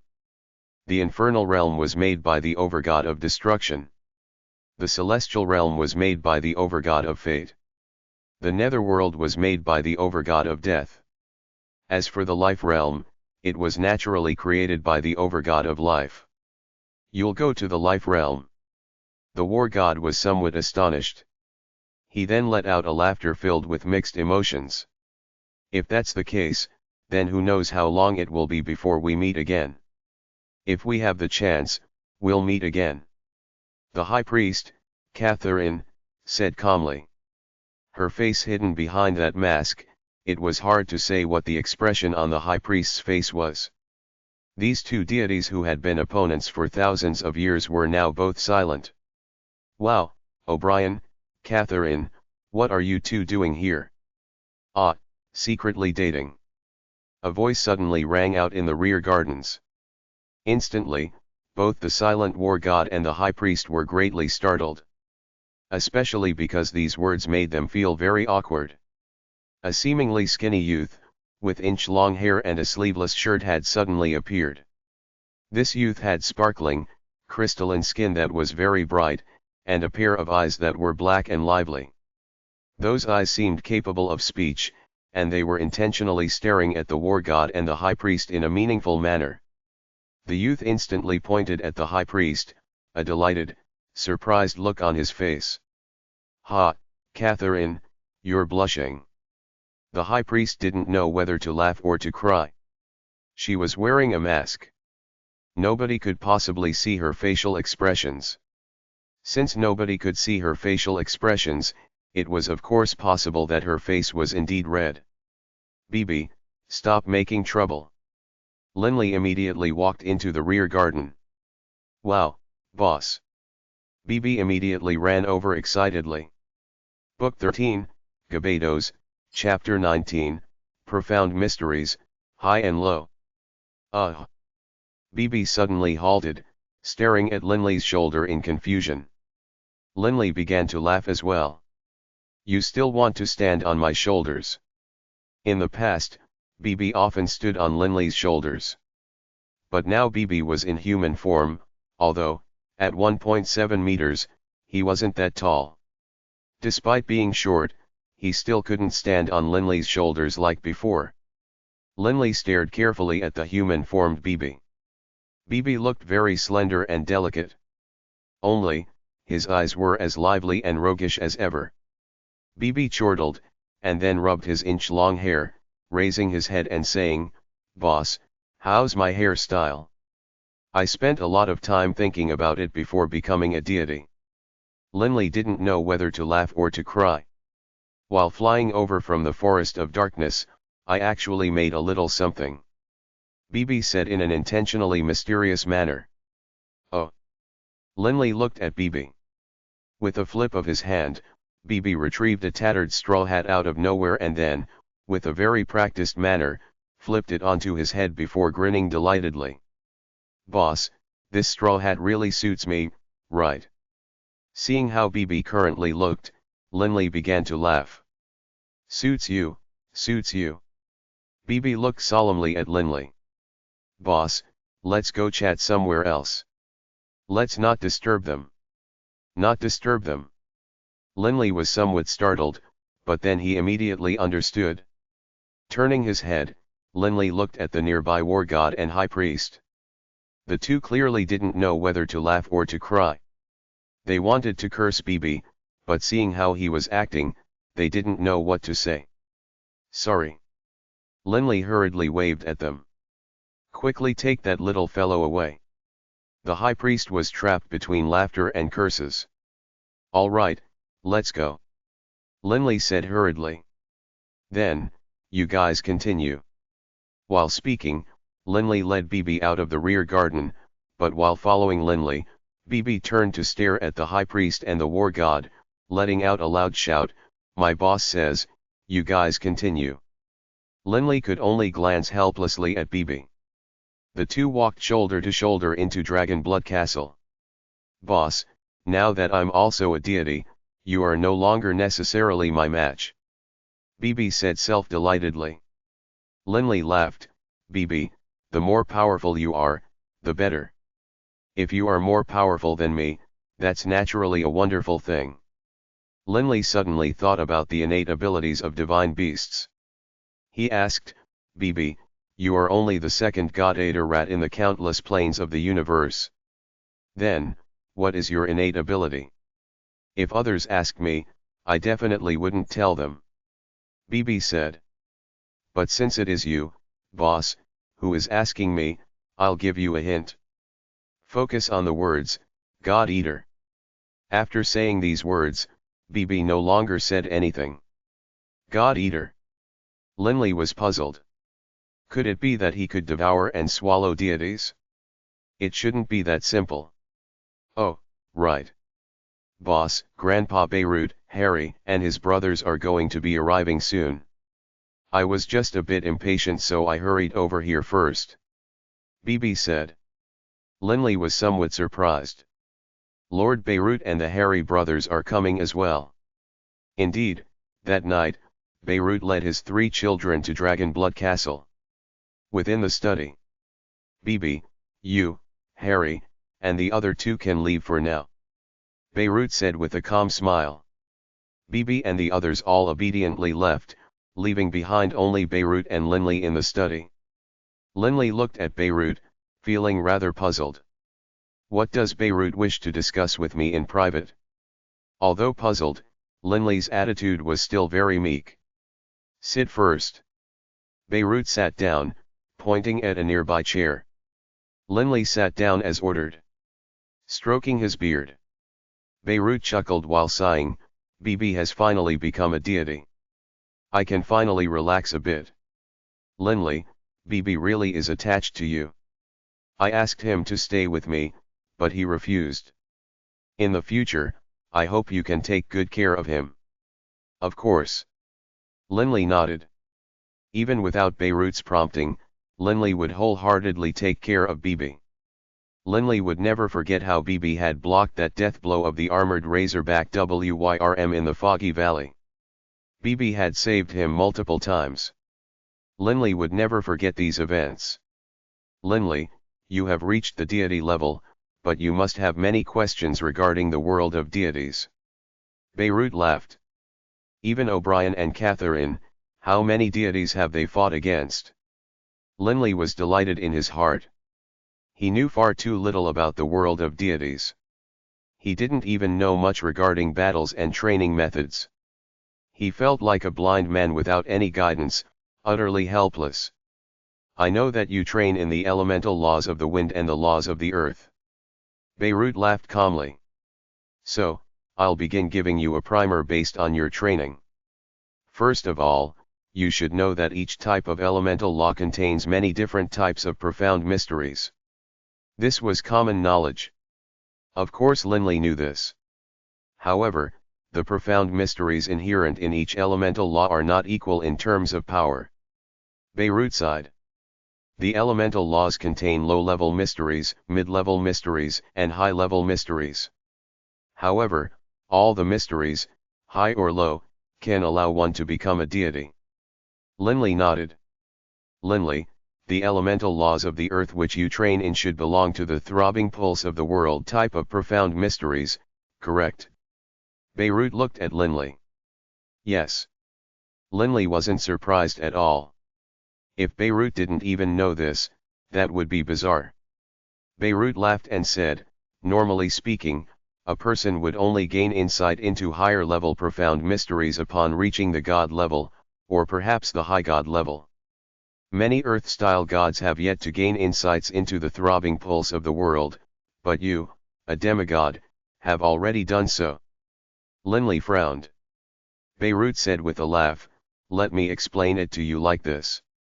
Let's say the elemental laws of the earth include 9 different types of profound mysteries. Of course, that's just a hypothetical, I don't train in the laws of the earth, after all. 9 types. Linley was rather surprised. Based on what he knew, the elemental laws were virtually boundless. There should be many different types of profound mysteries contained within them, but Beirut was using 9 types as a hypothetical example. Since that was the case, then clearly, the actual number of profound mysteries shouldn't be too far off from 9. Don't think that 9 profound mysteries is a small number. Beirut noticed Linley's confusion. Laughing, he said, every person's growth, ability, and experiences will determine what they are skilled at. For example, you, Linley. In the laws of the earth, you are very sensitive to the throbbing pulse of the world and can sense it clearly. Thus, the throbbing pulse of the world is the first type of profound mystery of the laws of the earth that you train in, and you are very fast in training in it as well. However, if I were to ask you to train on the gravitational field profound mystery of the laws of the earth, would you be able to do so? Linley was utterly lost. Gravitational field? When he was attuning to the laws of the earth, he had never even sensed such a thing. How could he possibly train in it? This is a question of effectiveness. It will be very easy for you to train in one type of the laws of the earth, but the successive profound mysteries within it will not be so easily learned. For example, of our 9 profound mysteries, perhaps you only need 1,000 years to master the first. The second, you would probably need 100,000 years. As for the third, you might need 1,000,000 or 10,000,000 years, and thus, as you keep compiling them, it will be extremely hard for you to master all 9 profound mysteries. Otherwise, high gods wouldn't be so rare.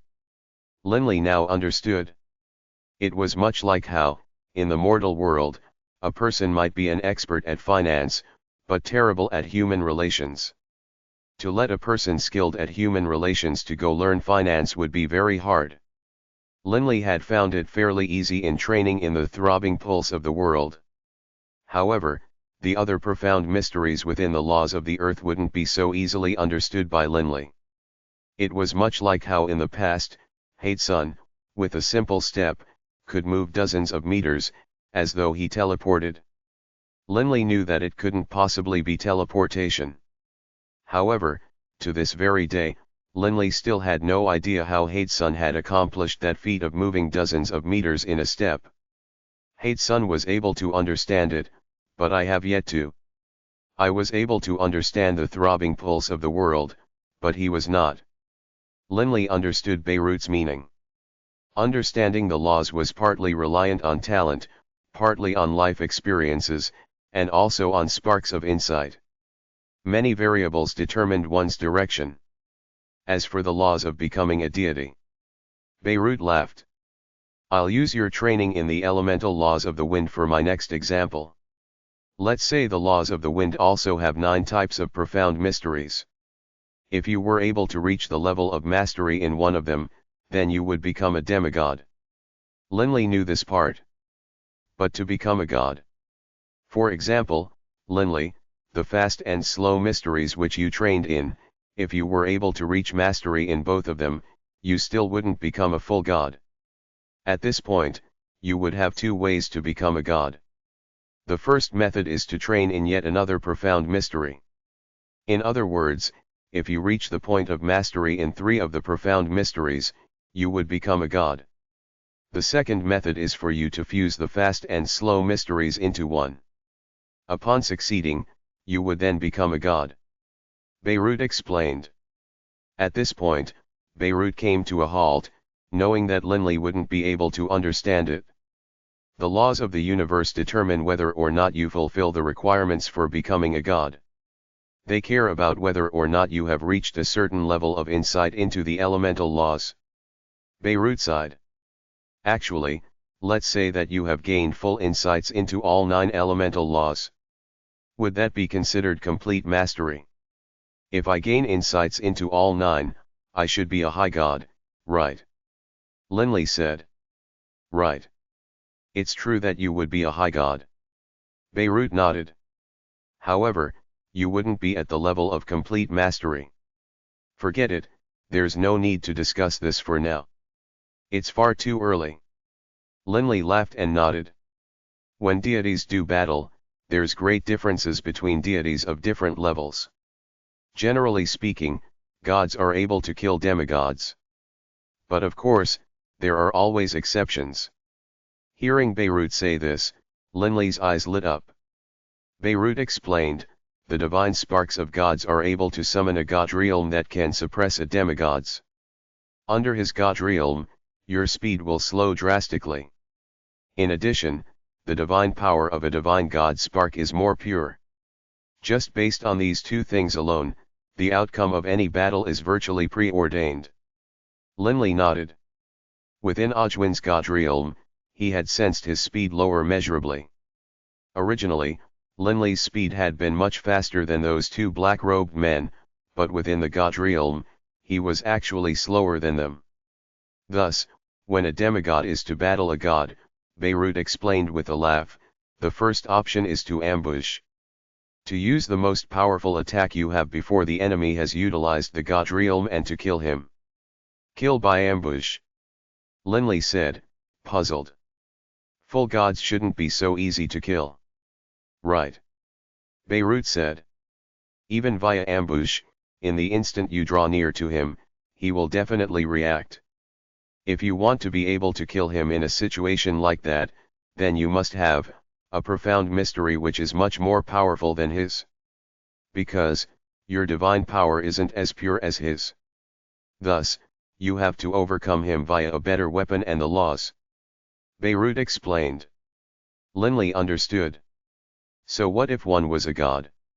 A god might have, for example, mastered 3 profound mysteries, but if those 3 profound mysteries were low level, then the god wouldn't excessively powerful when using any one of those 3 profound mysteries. Thus, those types of gods had to rely on their god realm and their pure divine power to kill demigods. But of course, even if that god trained in low-level profound mysteries, once they fuse those low-level mysteries they have gained, then you would have no chance. Beirut sighed. The fusion of 2 low-level mysteries is definitely not one bit weaker than a high-level mystery. Linley nodded. For example, the fast and slow mysteries which had fused into the profound truths of velocity was not one whit inferior to the throbbing pulse of the world. In other words, only the most outstanding of demigods are capable of defeating weak gods. Beirut concluded. But of course, if one has an exceedingly outstanding divine artifact, or if there are some special factors in play, victory might be possible. Book 13, Gebados, Chapter 20, The Invincible High Gods. Victory might be possible. Linley was stirred. After speaking, Beirut just sat there, looking at Linley with a hint of a smile tugging at his lips. When Linley noticed the expression on Beirut's face, Linley suddenly understood. He laughed self-mockingly. Lord Beirut, Are you trying to tell me that I should try to avoid battling deities of a higher level than myself? Beirut stroked his beard, starting to laugh. Right. Linley felt a sense of resignation. Was he an outstanding demigod? Linley didn't feel confident in saying that. Was his opponent a weak god? That was also hard to determine. Thus, although in theory, a demigod was capable of killing a god, in reality, the chance of success was very low. Unless that god was already badly injured and on the brink of death, a god in normal circumstances would virtually never be beaten by a demigod. Beirut stood up, walking to the door of the study. Kriak. The study door opened by itself, allowing the night wind to blow in, rustling against Beirut's black robes. Beirut hesitated a moment, then turned to look at Linley. Linley, there are some things that I originally wanted to tell you after you grew more powerful. However, it is hard to say if you and BB will remain on the Yulon continent or not in the future. Thus, I'll tell you it all today. Although this might come as discouraging to you, at least this way, you won't go on any wrong paths. Linley immediately stood up. Discouraging? Go on any wrong paths? He had never been afraid of taking difficult paths ever since he was an ordinary youth, up till this very day. Since when had he feared any discouragement? Beirut, please speak. Linley said respectfully. Beirut smiled and nodded. You should know the requirements for becoming a high god.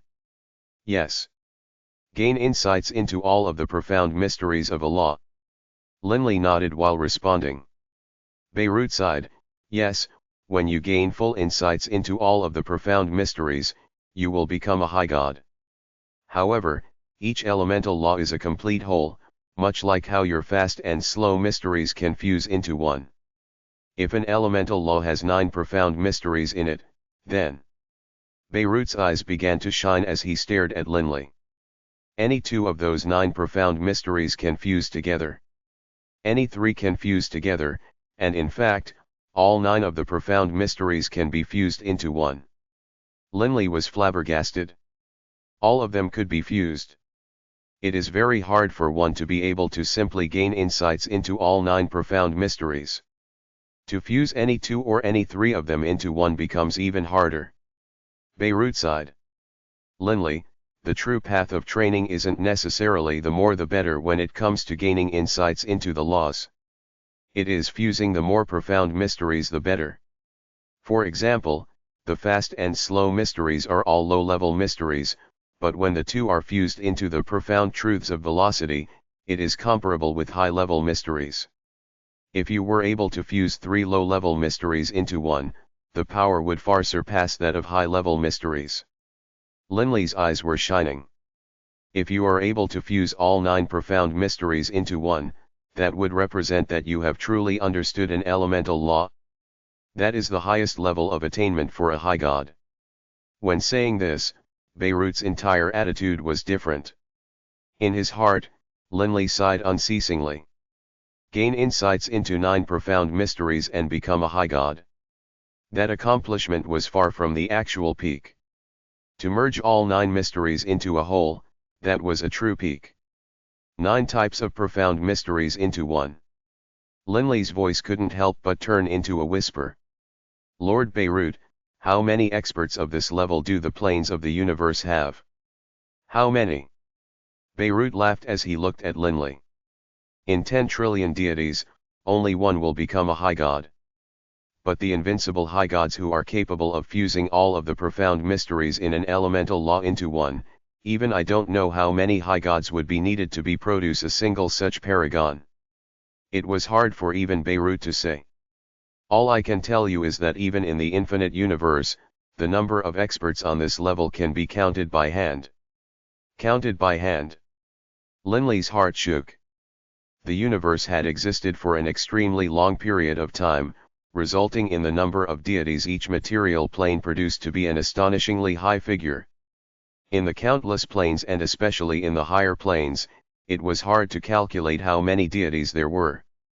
But even in the higher planes, the number of truly peak, perfect high gods was actually countable by hand. Lord Beirut, within the Gebados Planar Prison, are there any experts who have fused all of the profound mysteries of Allah? Linley said with curiosity. I heard that there are 5 powerful kings there. Beirut snorted. There are not. Definitely not. Even the 5 kings of the Gebados Planar Prison have fused only a few profound mysteries of the laws. To fuse all of the laws and become a paragon? Who can calculate how low the chance is of a material plane to produce one? Lord Beirut, you are that certain? Linley was somewhat surprised. Not even the 5 kings had reached the state of perfection. Linley wasn't surprised about that. What he was surprised about was how certain Beirut was. Could it be that Beirut could investigate the strength of others? Of course I'm sure. Beirut nodded and laughed. This is because, upon a high god capable of fusing all of the profound mysteries in an elemental law appears, even the sovereigns will fight over the chance to invite that sort of genius to work for them. Beirut sighed in praise. After all, only people like them are at the peak of deityhood, only they are the true peak high gods. Experts like them, even if 100 or 1,000 high gods come to fight against them, those high gods would all die. Linley's heart was somewhat shaking. Standing at the very top of the pyramid of high gods. Invincible presences. Invited by sovereigns. Linley said in surprise. Why would sovereigns invite them? Can it be that their strength is capable of threatening even sovereigns? Beirut laughed. Linley, you don't understand. Sovereigns are indeed powerful, far beyond high gods in power. However, Linley, you must understand, in the boundless universe, the vast majority of planes are material ones. For example, our Yulon continent is in a material plane. Linley nodded. Material planes were the foundation of the universe. Sovereigns, on the other hand, cannot casually enter a material plane. Sovereigns possess an enormous divine presence, enough to cause a material plane to collapse. Beirut said solemnly. Linley's heart shook. Sovereigns were indeed far too powerful. Linley, the material planes were created by the laws of the universe. They are not permitted to be destroyed. Beirut said solemnly. The 4 overgods have issued a strict order. If any causes a material plane to collapse, then the culprit, even if a sovereign, would be turned into ash. Linley was secretly astonished. Thus, sovereigns do not dare to enter material planes, nor can they enter material planes. Beirut said. Linley nodded. Thus, these high gods who have fused all of the profound mysteries in Allah can be described as invincible against anyone below the sovereign level. If they were to flee to a material plane, even the sovereigns wouldn't be able to do anything to them.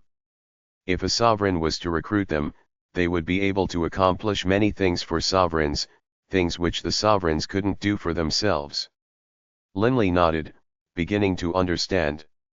High gods could enter material planes, but sovereigns could not. But of course, that's extremely far off in the future for you. Beirut laughed. Linley laughed as well. I'm telling you this because I hope that you, Linley, when training, will begin to sense the similarities and capacity for fusion of any 2 profound mysteries. After fusing 2 of them, fuse the 3rd, only by training in such a manner will you have hope. Otherwise, if you were to completely finish gaining insights into all of the profound mysteries, then try to merge all 9 into one at once, it will be far too difficult. Beirut said seriously.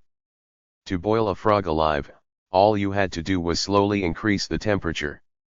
Linley nodded, sighing in his heart in praise. Just the fast and slow mysteries fusing into the profound truths of velocity required me to be able to sense that they had similarities early on. It was so hard to fuse even 2 profound mysteries. To fuse 3 or 4, Linley's heart shook just thinking about it. Fuse all of the mysteries in an elemental law. Indeed, this was harder than rising to heaven. Genius figures such as this are quite attractive to sovereigns. Beirut sighed.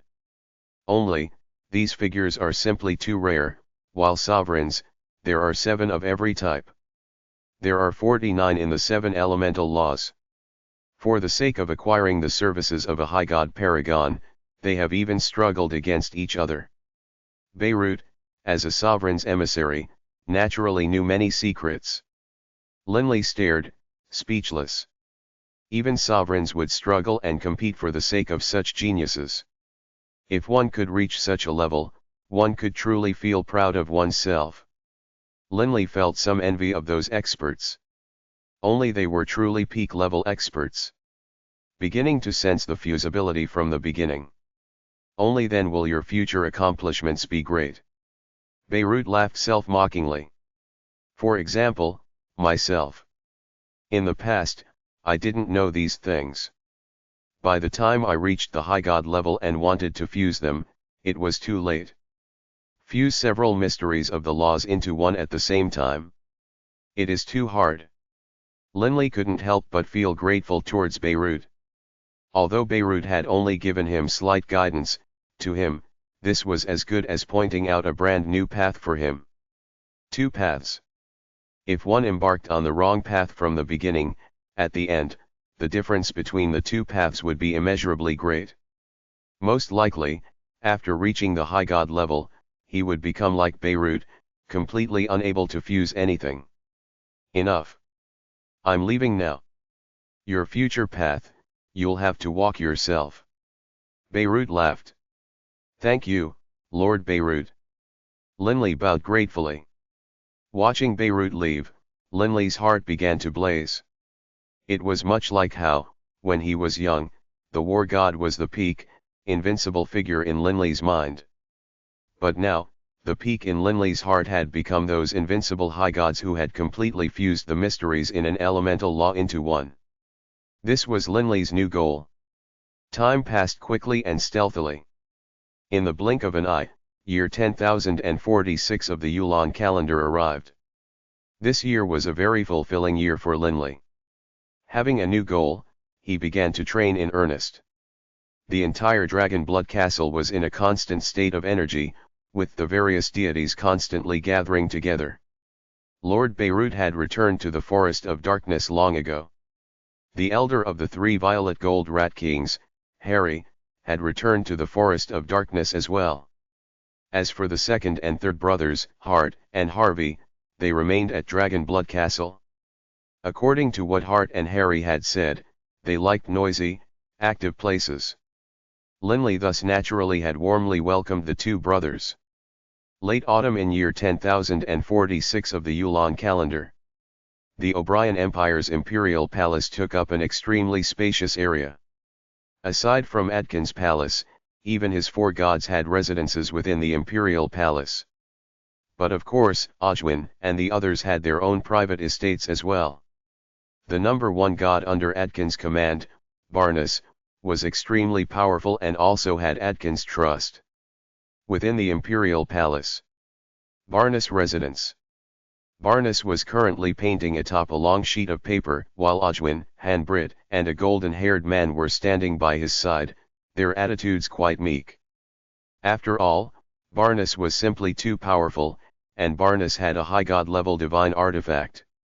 Adkins had personally bequeathed it unto Barnus. Most likely, even when joining forces, Ojwin and the other 2 wouldn't be able to beat Barnus. Speak. What is it? Barnus continued to paint, not glancing at the other 3 men at all. Hanbrit and Ojwin didn't dare to make a sound. It was the golden-haired man who spoke instead. Mr. Barnus, Ojwin dearly loved his son, who was killed. In addition, Ojwin's divine clone was destroyed by enemies as well. It is hard for Ojwin to accept this sort of humiliation. Only, he didn't want to make trouble for Lord Adkins, which is why he has never dared to mention it to Lord Adkins. During the past period of time, I've come to the decision that Brother Ojwin is a friend worth making. Tomorrow, I will make a trip with him to help him gain revenge. Gattenby, Barnus put down his brush, glancing at the golden-haired man and sighing. Barnus actually somewhat valued Gattenby. As for Hanbrit, he looked down upon him. As for Ogwin, Barnes felt that Ogwin was too scheming, and thus had never liked him. Ogwin. Barnes looked at Ogwin. Mr. Barnes. Ogwin's attitude was extremely humble. For the sake of Gatenby's assistance, during the past 2 years, he had spent quite a bit of effort before finally getting Gatenby to agree to help. Barnes laughed calmly. I'm quite aware of your affairs. If all 3 of you go and yet still lose, you will have lost face for Lord Adkins. How about this? I'll go alongside you, and we'll tear out Dragonblood Castle by its roots. Ogwin instantly was wildly overjoyed. Barnes' power was definitely incomparably great. Even though Ogwin had gotten a taste of Tarasi's power, he felt certain that Barnes was not any weaker than Tarasi. After all, Barnes had a high god artifact.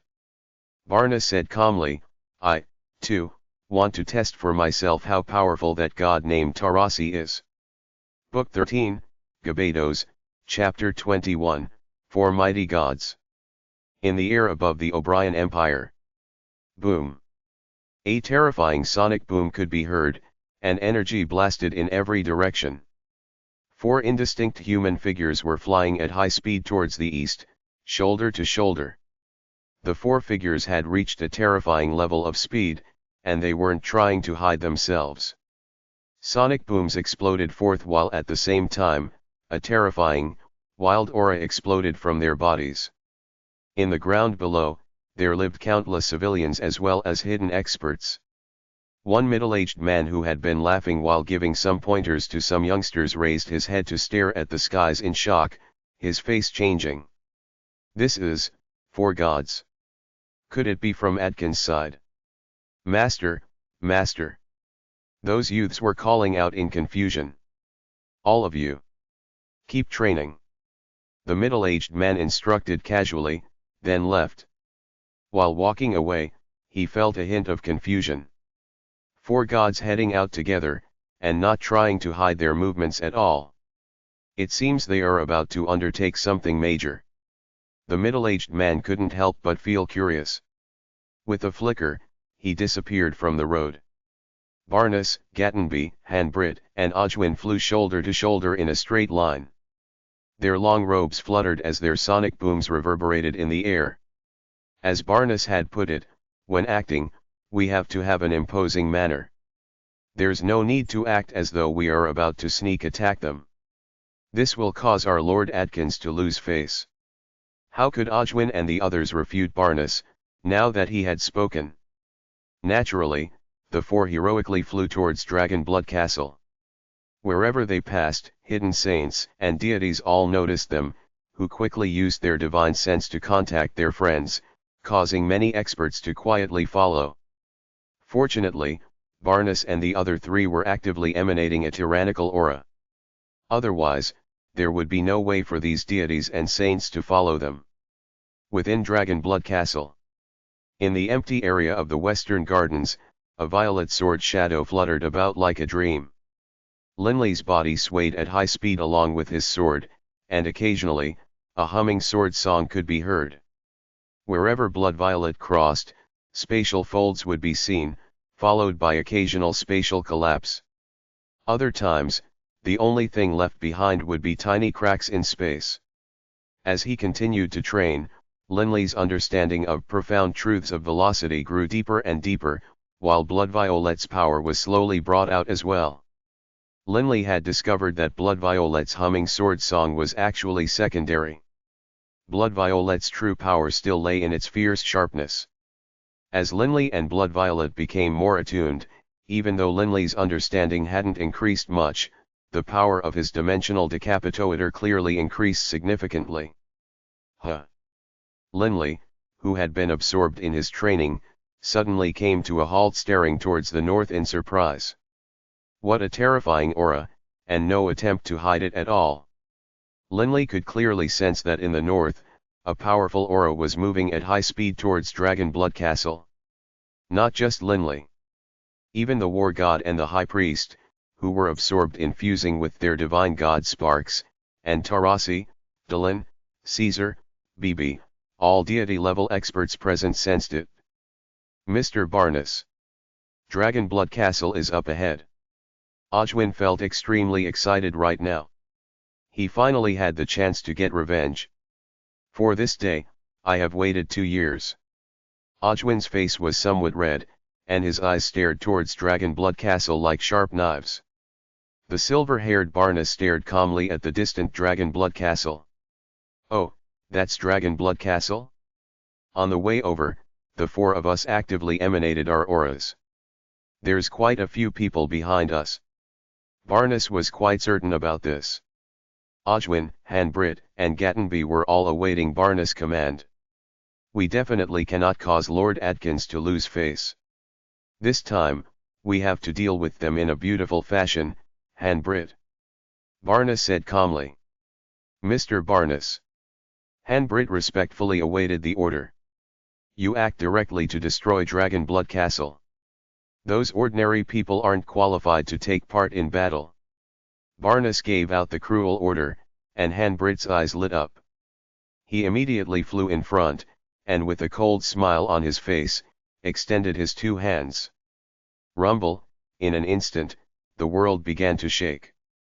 A wild surge of wind elemental essence came roaring towards Dragon Blood Castle from every direction, creating an enormous, millstone-like green vortex in the air above Dragon Blood Castle. This enormous green vortex was filled with faint golden wind blades, blocking out the light of the sun. The entire Dragon Blood Castle was covered by that ice-cold green light. Swoosh! Swoosh! In the air above Dragon Blood Castle, many human figures suddenly appeared. It was Tarasi, Dylan, Linley, the War God, the High Priest, Bibi, and the rest of the deities. The actions of the enemy were on simply too grand of a scale. Everyone in Dragon Blood Castle could sense this aura. Linley, the War God, and the others all raised their heads, staring at the sky. In the air, the enormous green vortex was clearly filled with incredible power. If this power were to shoot down, even Supreme Warrior Saints would most likely die. Only deities would be able to survive. They planned to destroy Dragon Blood Castle and kill all the ordinary people in it. Linley's face was ashen. Dragon Blood Castle, below them, held too many of his family and friends. Linley definitely wouldn't allow this to occur. Ojwin again. And this time, he brought 2 more people. Tarasi sneered as he looked at those 4 figures, and Dylan let out a disdainful laugh as well.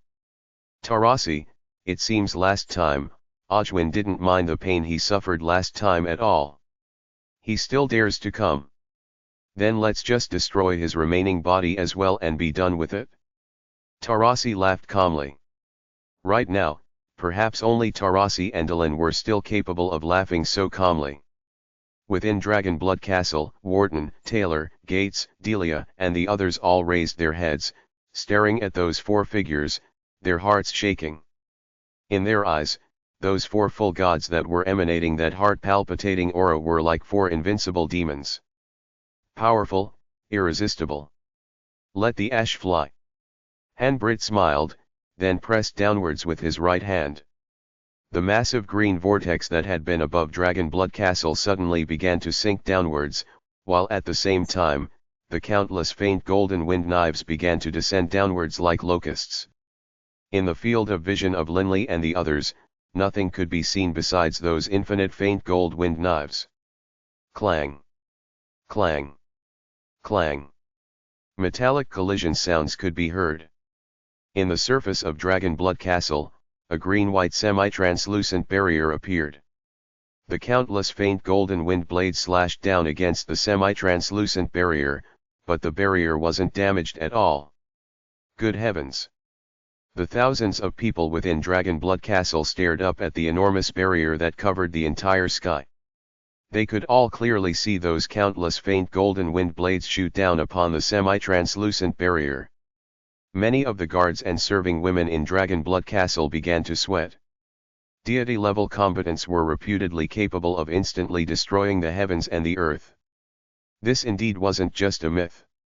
Haha, Lord Atkins is a revered high god. Can it be that you think killing these ordinary people will gain face for your Lord Adkins? Tarasi's voice rang out loudly, shaking the surrounding area of several dozen square kilometers. The countless wind blades came to a halt. Hanbrit, his face ashen, retreated to Barna's side. He had summoned his strength for a long time, but Tarasi had in but a few moments created that semi-translucent barrier to resist him. His power was clearly inferior to Tarasi's. Barna stared at Tarasi. Tarasi? Your power isn't bad. I'll give you a chance. You can leave now, and I can spare your life. Tarasi and Dylan were both startled. You silver-haired old man, have you gone silly? Tarasi let out a laughter born from the utmost of rage. Barnas laughed calmly, then with a flip of the hand, retrieved an ancient, unadorned spear. This spear was bronze-colored, and had some bloody runes carved atop it. But this spear, in Barnas' hand, seemed to suddenly transform that smiling, silver-haired old man into an invincible divine spirit. Power! Rumble! That spear alone emanated an aura that ripped through the surrounding space. High God artifact! Tarasi and Dylan's faces both changed. Since you don't intend to accept my good intentions, then, Barnas looked calmly at Tarasi. Accept death. Barnas suddenly moved, his body transforming into a blur, slashing through the sky in a moment. That ancient spear in his hands pierced directly towards Tarasi. Space seemed to freeze, with only that spear remaining. Irresistible power. Tarasi's face changed dramatically. Gritting his teeth, he instantly divided into two bodies. The green-robed Tarasi and the black-robed Tarasi simultaneously went to block this attack. A devilish green whip wrapped around towards the spear like a serpent, while an icy cold black, long narrow blade carried a destructive aura as it chopped towards the spear. Boom! Barnas' body shuddered slightly, but the green-robed Tarasi and the black-robed Tarasi fell down towards the ground. The terrifying collision force created clearly visible ripples which blasted in every direction. Linley, the war god, the high priest, Bibi, and Caesar, the demigods, could clearly sense the power emanating from this ripple, which pressed their bodies down towards the ground. Linley's face changed dramatically. Not good. If this ripple were to strike Dragonblood Castle would definitely be transformed into rubble, and many people would die. Humph. With a flip of his hands, Dylan struck out with two palms, sending out a surge of destructive energy which dissipated the oncoming ripples. Swoosh! Tarasi's two bodies once more flew up into the air, standing shoulder to shoulder with Dylan. The black-robed Tarasi messaged mentally, Dylan, this old fellow is too powerful. His personal strength is on par with mine, but he has that high god artifact. Not just him. He has 3 gods behind him as well. This time, we're going to have some trouble. Dylan's face was ugly to behold as well. All we can do is go all out. Linley and the others landed on the ground. Wharton, Delia, and the others all immediately ran over. Wharton said in concern, Big bro, the situation seems grim. Linley felt worried as well. All he could do was whisper, don't worry. Lord Tarasi and the others should still have some methods. Bibi was next to Linley, unable to do anything either. After all, Bibi was only a new demigod. There was nothing he could do in a battle like this. Linley, quick, lead everyone to flee for now. Tarasi's voice rang out in Linley's mind. Linley's heart shook. This time, the enemy is too powerful. Tarasi didn't feel any confidence at all either. Boss, the situation isn't good.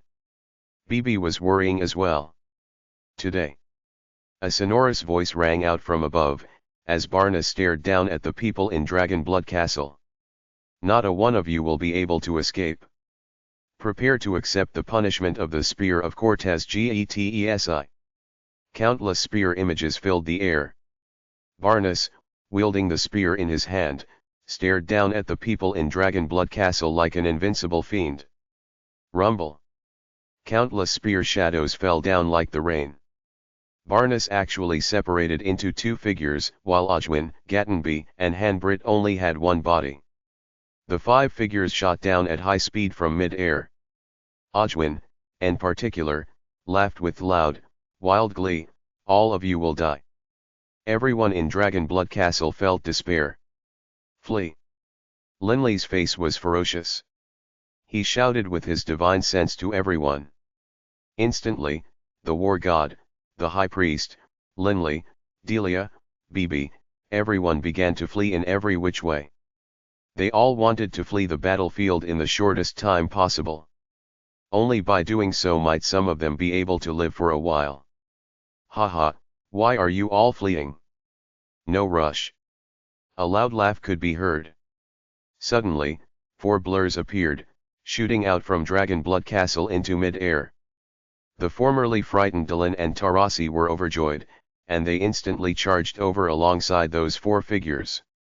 Barnes side had, Barnes two divine clones, Gatenby, Ojwin, and Hanbrit, the latter three who only had one body. Dragonblood Castle side had, the four figures who had suddenly appeared, Tarasi, Dylan. The six figures attacked the five figures, with three of them attacking Barnes' two clones. The battle started in an instant, then ended in an instant. Linley and the others, who had been fleeing in despair, now raised their head in confusion to stare at the sky, and by then, the battle was already over. Barnes, Gatenby, Hanbrit, and Ojwin. The four of them were covered in blood. High God artifacts, four of them, all High God artifacts. Barnes' face was utterly pale, but his eyes were filled with amazement as he stared at those four who had appeared out of nowhere. Judging from their appearances, those four clones belonged to two different people. Of the four figures, two wore violet robes, while two wore golden robes. Their facial features were extremely similar. Just then, it had been 6 against 5. Those two violet-robed figures had combined to attack one of Barnes' clones, destroying it and seizing the divine god spark. "Barnes, today, we destroyed one of your clones. You can *CK off now." One of the violet-robed figures flipped the divine spark in his hand while laughing calmly. No. Ojwin, seeing this, was totally stunned. Just then, victory had been within his grasp. Not even Tarasi had been a match for Barnes, but who would have thought that the battle would have suddenly changed? These four clones that had suddenly appeared out of nowhere actually all had High God artifacts. Dragonblood Castle is a place under Lord Beirut's protection. Go tell Adkins that he had best not permit people to come here in the future. Otherwise, next time, it won't be as simple a punishment as destroying one of your clones. The violet-robed youth laughed calmly as he spoke. Ojwin, Hanbrit, and Gatenby immediately looked at Barnes. Barnes' face was ashen. Staring at the four figures wielding High God artifacts, his heart grew cold, and then with a low growl, he said, "Let's return." Ojwin, although unwilling, could only stare at the four mysterious youths before following Barnes and departing. "They came just to give us a divine spark." The four figures turned. Tarasi, Dylan, Linley, the war god, and the others all went to welcome them. They could instantly tell that the four figures were the divine clones of two separate people, because two pairs of the four were identical in appearance. "Bibi, you decide how to handle this divine spark." The violet-robed youth tossed the god-level divine spark in his hands to Bibi. Bibi accepted it, while at the same time, staring in shock at those four figures. He could feel their aura, and it was too familiar. Bibi stared, slack-jawed. "You are Hart and Harvey." "Oh, right." The four figures merged into two youths, while at the same time, two violet gold figures flew over towards them, fusing into the bodies of the two youths. "But, you guys. Bibi stuttered, unable to speak. "Those are our original bodies. our original bodies are naturally still at the saint level.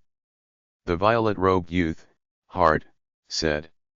Our Lord Father was worried about you, so naturally, he had us stay here. Linley, the war god, the high priest, and the others all felt their minds in a state of chaos. What the? Those two violet gold rat kings were actually full gods. Book 13, Gebados, Chapter 22, Intimidation. As Barnus and the others retreated, the clouds parted and the sun once more shone down on Dragonblood Castle. The group of people in Dragonblood Castle all stared disbelievingly at these two youths. Just then, that Barnus who had held down Tarasi and wanted to kill everyone, instead instantly had one of his clones destroyed by those two youths. What was most astonishing was, the two youths in front of them were the two violet gold rat kings. Hart, Harvey. Linley said rather hesitatingly. Ha ha. Loud laughter could be heard. It came from the nearby Tarasi, who laughed while walking over. I've never understood how the three sons of someone as almighty as Lord Beirut, who were no younger than me and have lived for millions of years, could be at the saint level the entire time. I've always suspected that you three brothers were hiding your true power. Now it seems that is indeed the case. Hart and Harvey, the two brothers, both chuckled. Linley, upon hearing this, instantly understood. In the past, he didn't know how long Hart and Harvey had been alive for. Now, from the sound of it, they had actually been living for millions of years. With such a long life, and with their father being Beirut, a high god and a sovereign's emissary, if Harry, Hart, and Harvey truly had remained at the saint level, that would indeed be bizarre. I truly feel envious. Dylan sighed. Hart, the two divine clones of you two brothers are both in possession of high god artifacts. Yep. The violet-robed Hart nodded. Our Lord Father gifted these two to us when we brothers originally became deities. A gold-robed Harvey said. Tarasi, Dylan, the war god, high priest, Caesar, and the others all sighed and thought the same thing, there was just no way to compare with them. To them, getting a high god artifact was like a dream. But Hart and Harvey not only had high god artifacts, they had high god artifacts for each of their two clones. Custodial theft. Linley suddenly thought of this phrase. As Linley saw it, Lord Beirut definitely had used his authority to procure high god artifacts for his children. It made sense, Lord Beirut was the manager of the necropolis of the gods. It wouldn't be too hard to procure a few high god artifacts on behalf of his children. No wonder my blood violet was used to help set up that magic ceiling formation. Linley understood now. To Lord Beirut, a high god artifact was no big deal. No wonder, on the day of his wedding, Beirut had gifted them with a divine spark. Delia laughed, everyone, don't just stand there like a fool. Since Hart and Harvey have joined forces, they've already intimidated the enemy and scared them off. As I see it, from today onwards, Dragonblood Castle will be able to enjoy a peaceful period. This is a wonderful affair. We need to have a good celebration. Housekeeper Hyrie chortled, I'll immediately give the orders for a feast to be prepared. Everyone in Dragonblood Castle was in an excellent mood. Everyone understood that for the sake of protecting Bibi, Lord Beirut definitely wouldn't let anything threaten Dragonblood Castle. This time, just through Hart and Harvey making their moves. The opponent's forces had been intimidated. There was no question about this at all. Barnaside had heroically come, broadcasting their aura everywhere as they attacked Dragonblood Castle, attracting many experts along the way. Those experts even used their divine sense to summon their friends, so that when the battle occurred, there were many deities and saints hidden far away from Dragonblood Castle, watching the battle. Naturally, these experts clearly saw what happened during this battle. The manner in which Hanbrit's attack had caused the world itself to change colors caused the many experts to exhale in shock. Tarasi's easy blocking of Hanbrit's attack also made them secretly say to themselves that this god's power truly was formidable. In particular, when Barnus attacked, All of the experts were shocked. Even the two gods who had hidden themselves nearby were utterly amazed. Their hearts were shaken by the power of the high god artifact in Barnus' hands. Only, who would have imagined that Hart and Harvey suddenly would attack? All of the experts present had been flabbergasted. In the blink of an eye, Barnus' side had been badly wounded, while Barnus lost one of his divine clones. Hart and Harvey's power caused everyone present to be astonished. In particular, those words that they uttered, "Dragon Blood Castle is a place under Lord Beirut's protection. Go tell Atkins that he had best not permit people to come here in the future. Otherwise, next time, it won't be as simple a punishment as destroying one of your clones." At that time, the violet-robed youth, Hart, had intentionally spread his voice to an exceedingly great distance. Those experts instantly understood that Dragon Blood Castle was now under Lord Beirut's protection, and Lord Beirut clearly didn't even care about someone as powerful as the High God, Atkins. How then would those ordinary demigods and gods possibly dare to antagonize Dragon Blood Castle? These experts all spread this news widely. Many of the experts hidden within the Yulon continent quickly learned that Dragon Blood Castle not only had many gods protecting it, it was also under guardianship of Lord Beirut. Without question, no one below the rank of High God would dare to irritate Lord Beirut. Dragon Blood Castle's reputation, as well as information regarding its master, Linley, quickly became known to many experts. O'Brien Empire. The Imperial Palace. A cold wind howled, fluttering past the long robes of Barnus and the others. Barnus, Gatenby, Ojwin, and Hanbrid were all standing together in a line respectfully to one side of Atkins. Atkins' face was gloomy. His right hand, he was holding a goblet of blood-red wine. He swept the four with a knife-like gaze. "Barnus, your clone was destroyed." Atkins could instantly tell that Barnus was badly injured. "Yes." Barnus nodded slightly. "Bastard." Atkins let out a furious howl, smashing the goblet in his hand to the ground. Whap! The wine goblet shattered. That crystalline sound seemed to have struck Barnus, Ojwin, and the others on their heart. The handsome, suave Atkins now looked like a fierce, enraged panther. "Come with me." Atkins' face was ferocious and fierce. "We are immediately heading to Dragon Blood Castle. We will destroy them all." Barnus, Ojwin, Gatenby, and Hanbrid were greatly shocked. Only Ojwin had a hint of surprise and delight in his eyes. If Atkins personally attacked, then he would have a chance to avenge his son. "Lord Atkins." Barnus hurriedly said. "Lord Atkins, you cannot." Atkins angrily spun around to stare at him, saying furiously, "Grandpa Barnus, your clone was destroyed. That means you lost a life.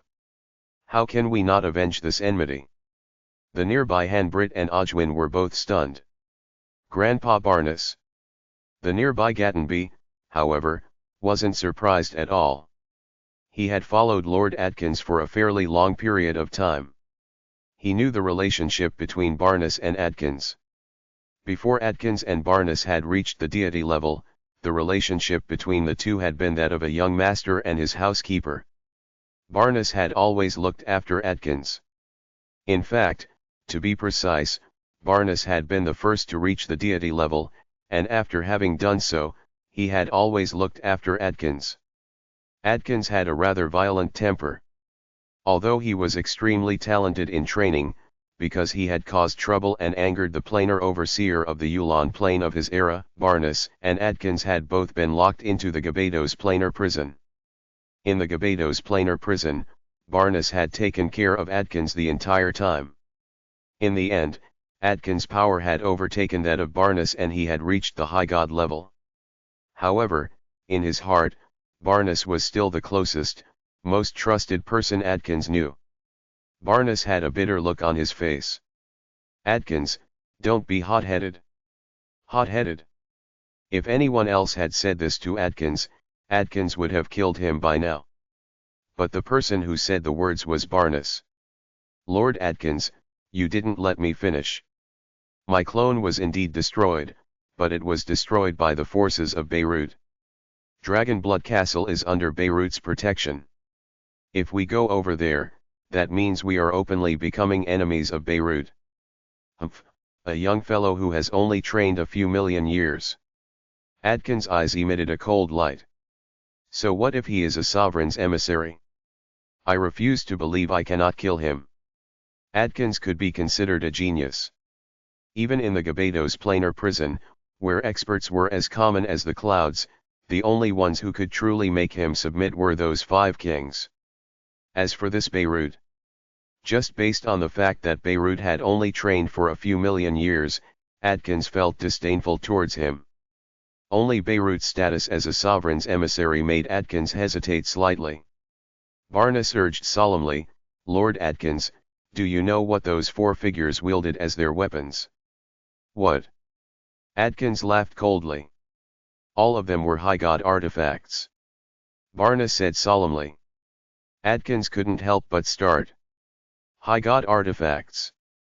That was something which a high god created only after wholeheartedly cultivating an artifact for countless years. Generally speaking, experts who had only recently reached the high god level didn't have high god artifacts. Although he, Adkins, was very powerful, despite the passage of many years, he only had 3 high god artifacts in total, one of which he had given Barnes. He himself kept 2. But these 4 people had a total of 4 high god artifacts. Humph. Nothing more than gifts from the sovereign. Adkins sneered. Barnes bitterly urged, "Lord Adkins, that isn't Beirut himself, just his subordinates. Those 4 figures were actually 2 people, each of which had 2 clones. Even those 2 people each have 2 high god artifacts. Lord Adkins, think about it. What about Beirut himself, then?" Adkins, in his heart, began to hesitate now. All he can do is rely on the sovereign behind him. Adkins' heart was filled with inconsolable fury. What he feared was, Beirut might be in possession of many precious high god artifacts, perhaps even soul-protecting high god artifacts. Or, if Beirut were to be in possession of a sovereign artifact, even an ordinary high god who possessed a true sovereign artifact would have terrifyingly powerful force when using it. Since Lord Beirut dares to act in such a way, clearly he has complete confidence in himself. Barnes looked at him. "Lord Adkins, I've only lost a single clone. I'm not dead, after all. Lord Adkins, what really matters is you being able to acquire the treasures within the necropolis of the gods. That's what matters. Right now, it's best not to make an enemy out of Beirut." Adkins was silent for a moment. "Fine. I will endure for this 1,000 years. Adkins ground his teeth. "After I acquire what I need from the necropolis of the gods, at that time, I will make Beirut regret the ignorance and arrogance he put on display today." Barnes let out a relieved sigh in his heart.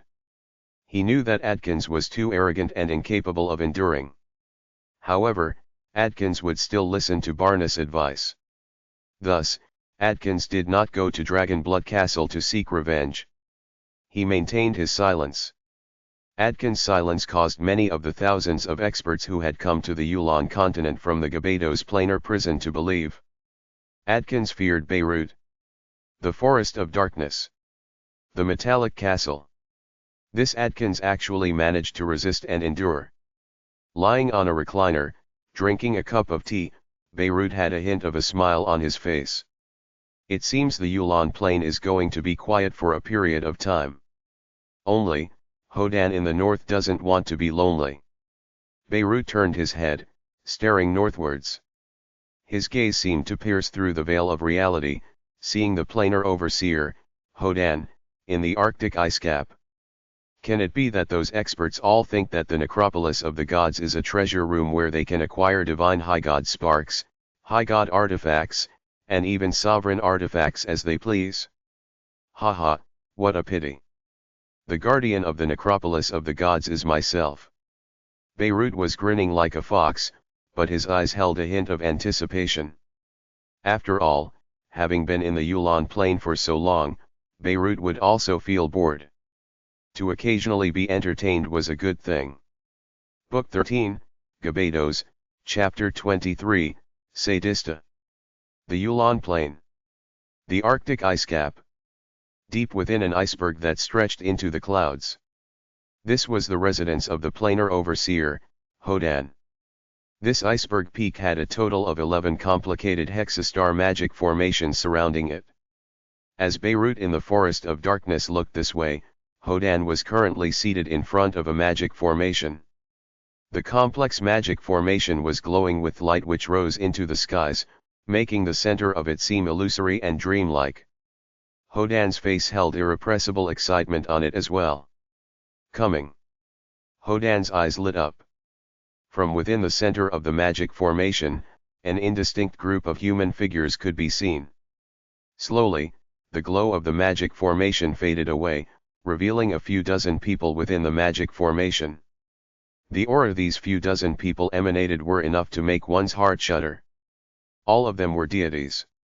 The leader was dressed in a gaudy black robe with gold trim, looking like a gentleman heading to a banquet. The leader was the first to see Hodan, and he immediately smiled. Hodan, it's been thousands of years. You've been working hard. Hodan immediately bowed in respect. Lord Sadista Sadista, it is my honor to be able to work on behalf of the clan. Sadista folded his arms over his chest, gently rubbing a ring on his finger that occasionally glimmered with red light. With a calm laugh, he said, Hodan, you gave only a very brief summary to the clan. Explain clearly the current situation in the Yulon continent. Yes. In front of the Sadista, Hodan was acting as if he were a meek servant.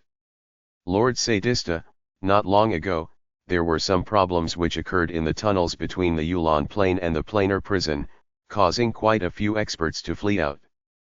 Although Lord Beirut went to seal off the tunnel, many deities still escaped. Aside from a minority who left for the higher planes and the divine planes, most have remained in the Yulon continent. I fear that they are most likely intending to enter the necropolis of the gods. Sadista nodded slightly. Hodan, are there any high god level experts? Sadista asked. There is, one. His name is Adkins. Lord Adkins is currently living in the O'Brien Empire. This Lord Adkins clearly wishes to go to the necropolis of the gods. Hodan said respectfully. Adkins. Sadista frowned. He didn't care about any of the other experts, but since Adkins was a high god, Sadista had to be careful about him. Although Sadista had engaged in many battles within the infernal realm of the higher planes, Sadista knew that someone who was able to survive in a planar prison and even train to the level of high god meant that Adkins definitely wasn't someone who could be matched by those members of powerful alliances and clans in the infernal realm who were given high god sparks but were not experienced in using them. One of Sadista's followers immediately said, Lord Sadista, don't worry. That Adkins definitely isn't a match for you, milord. Shut your mouth. Sadista frowned. His follower instantly didn't dare to make another sound. Hodan said respectfully, Lord Sadista, not long ago. 4 gods under Adkins' command and the forces of the Barak Empire's Dragon Blood Castle engaged in a battle. Oh. Sadista looked at Hodan curiously. He didn't understand why Hodan would mention gods. However, Sadista understood that Hodan wouldn't raise this for no purpose. However, Adkins' forces were defeated badly and retreated. Hodan laughed. He could tell that Sadista was somewhat surprised, and he continued, that Dragon Blood Castle also has full gods, and more importantly, it is a place under Lord Beirut's protection. This time, Adkins' side suffered a huge loss, but Adkins didn't dare to go make trouble for Lord Beirut. Hodan said. Sadista nodded slightly. This Adkins can be considered to be intelligent, as he didn't go irritate Beirut. Only, now that makes things a bit tricky for us. If Adkins truly had been so arrogant as to go irritate Beirut, it would have been excellent if Beirut had disposed of him for us. Only now, things are troublesome. Uncle, is Beirut definitely capable of killing Adkins? A youth behind Sadista said. Sadista knew exactly how powerful Beirut was. Laughing calmly, he said, Beirut's power is far greater than you can imagine. Do you know that 10,000 years ago, during the apocalypse wars of the Yulan continent, even the likes of the blood-violet fiend who dominated the entire infernal realm as well as 12 winged angels of the divine plane of light had participated? Those individuals could all be considered amongst the most powerful of high gods in existence. The blood-violet fiend. The youngster let out a shocked breath. In the higher plane of the infernal realm, the blood-violet fiend was already a figure of legend. In fact, many experts of the infernal realm all believed that the blood-violet fiend was already powerful enough to be given the title of Azura. Azura. This was a title of extremely great reverence within the infernal realm. Only the most powerful of high gods would be awarded such a title. The results of those battles were, all of those powerful high gods fell. Not a single one of them survived. The only one who survived out of all of them was Beirut. Sadista let out an emotional breath. Although I'm not too certain about the specifics of that battle, just based on that alone, it means that Beirut should be even more fearsome than the blood-violet fiend. Tell me, do you think there is any chance that someone as powerful as him wouldn't be able to kill this Adkins? Sadista's words caused everyone behind him to let out shocked breaths. They were all only gods and demigods. In the clan, they weren't qualified to learn of the many secrets and hidden facts of the universe. Right. Hodan, this Yulan plane should be one of the planes where the 4 divine beast clans have a branch, right? Sadista suddenly asked. Are there any descendants of the 4 divine beast clans in the Yulan plane? There are, and quite a few. Hodan replied. Sadista's face changed. Humph, so there still are some left. Sadista's face instantly turned fierce, and his face seemed to instantly be covered with a layer of frost. However many they are, kill them all. Not one is to be left alive. Hodan shook his head. Lord Sadista, just now, I spoke of Dragon Blood Castle. This is currently the main headquarters of the 4 divine beast clans. Many undying warriors and dragon blood warriors are gathered there. In particular, there is one known as Linley. He has an extraordinary relationship with Lord Beirut. Linley. Sadista frowned. Linley is a descendant of the Dragon Blood Warrior clan, but he has a magical beast companion. The important thing is, that magical beast is a legendary God-Eater rat. Aside from Lord Beirut, the one and only God-Eater rat in the countless planes of the universe. Lord Beirut is filled with love and affection towards that God-Eater rat. If you were to act against Linley, milord, then you would be openly making enemies of Lord Beirut. Hodan said hurriedly. Milord, we need to consider the bigger picture here. Sadista's face was cold and gloomy. Hodan knew very well that Sadista deeply desired to kill the descendants of the 4 divine beast clans. Milord, it is nothing more than a branch. It has no impact on the big picture. The most important thing is the necropolis of the gods. Hodan said hurriedly. Sadista knew, of course, what really mattered. Sadista also knew a little bit regarding Beirut's background and history. If he were to make an enemy out of Beirut, that was something he didn't wish to do. Sadista let out a long breath. Then for now, we won't act against those people. Linley actually managed to become friends with this God-Eater rat. What a stroke of luck for him. Sadista looked at Hodan, then said, how long will it be before the next opening of the necropolis of the gods? Roughly 1,000 years. Hodan replied. Fine. Sadista nodded. Hodan, stay here. Everyone else, come with me. As he spoke, Sadista transformed into a blur, flying south and away from the iceberg. The dozens of experts behind him all closely followed Sadista. Sadista led the group of experts out of the North Sea and to the Yulan continent. Although Sadista had brought a group of experts to the Yulan continent, he hadn't caused any disruption at all. The Yulan continent remained as peaceful and tranquil as it ever had. In this sort of tranquility, time slowly flowed by like water, one year after another. Dragonblood Castle. It had been 20 full years since Barnes and the others had attacked. In the past 20 years, Linley's original body had continued to train in the throbbing pulse of the world. After spending 6 full years, Linley had finally transformed the 8 fused waves into the 4 fused waves of the throbbing pulse of the world. After another 12 years, he had managed to transform the 4 fused waves into the 2 fused waves. But afterwards, Linley hadn't been able to make any improvements at all. It must be understood that to reach the all becomes one step, the previous insights, proofs, and visualization techniques which Linley had used had all become ineffective. This was the final barrier. In other words, it was a bottleneck. From the 2 fused waves to the 1 wave, one could either make the breakthrough in an instant, or take thousands or tens of thousands of years without making any progress. Linley was very confident in himself, and he was in no rush. Instead, he relaxed and began to spend more time with his wife, Delia. Aside from advancing in the throbbing pulse of the world, Linley's progress in the profound truths of velocity had been considerable as well. What made Linley the happiest, however, wasn't his improvement. Rather, it was the breakthroughs which his family and friends had made. Delia was the first to reach the deity level, and next was Barker, then Desri. Then Zisler. Haru was the slowest one. Linley looked at the black-haired youngster in front of him, laughing. Haru, congratulations. Right. Haru had finally become a deity. Several people in Dragonblood Castle had successively become deities.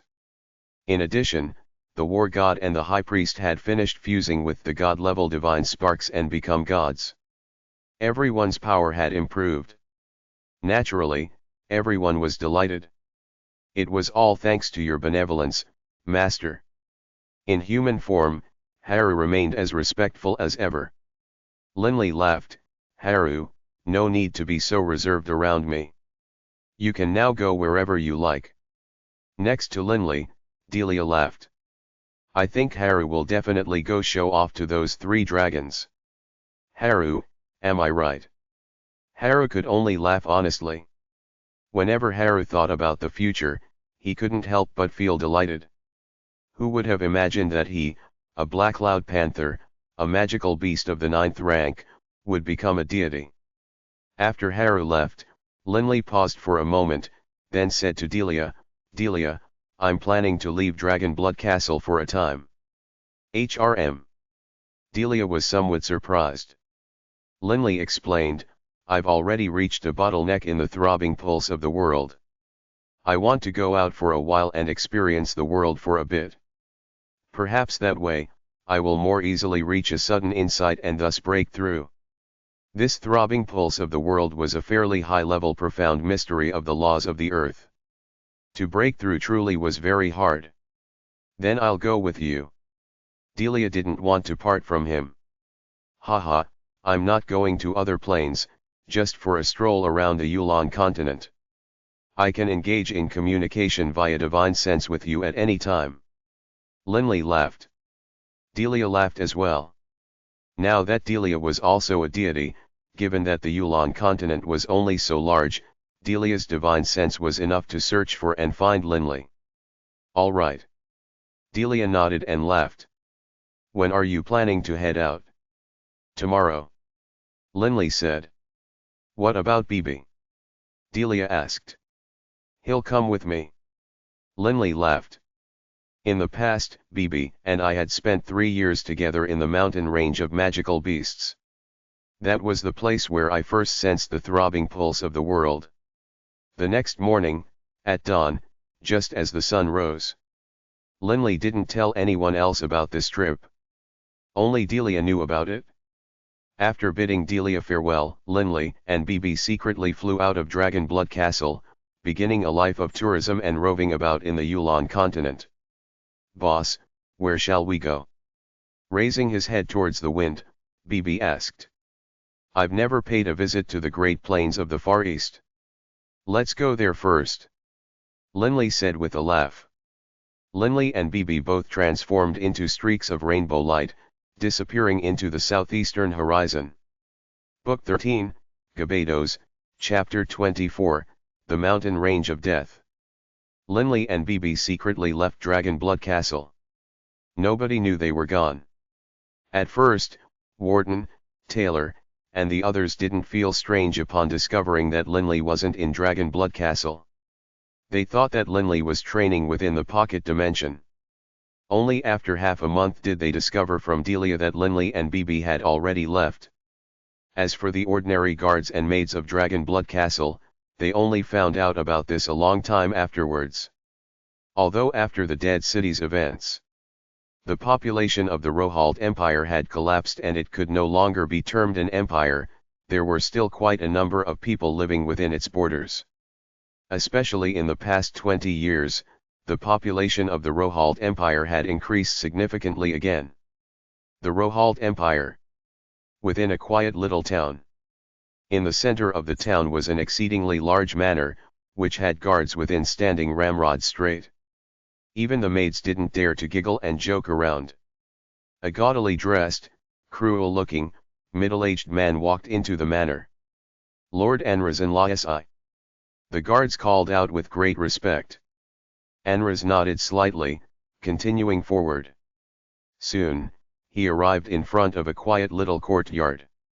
There was a man dressed in a gold-threaded robe there sitting on a chair, holding a 5-centimeter thick book in his hands.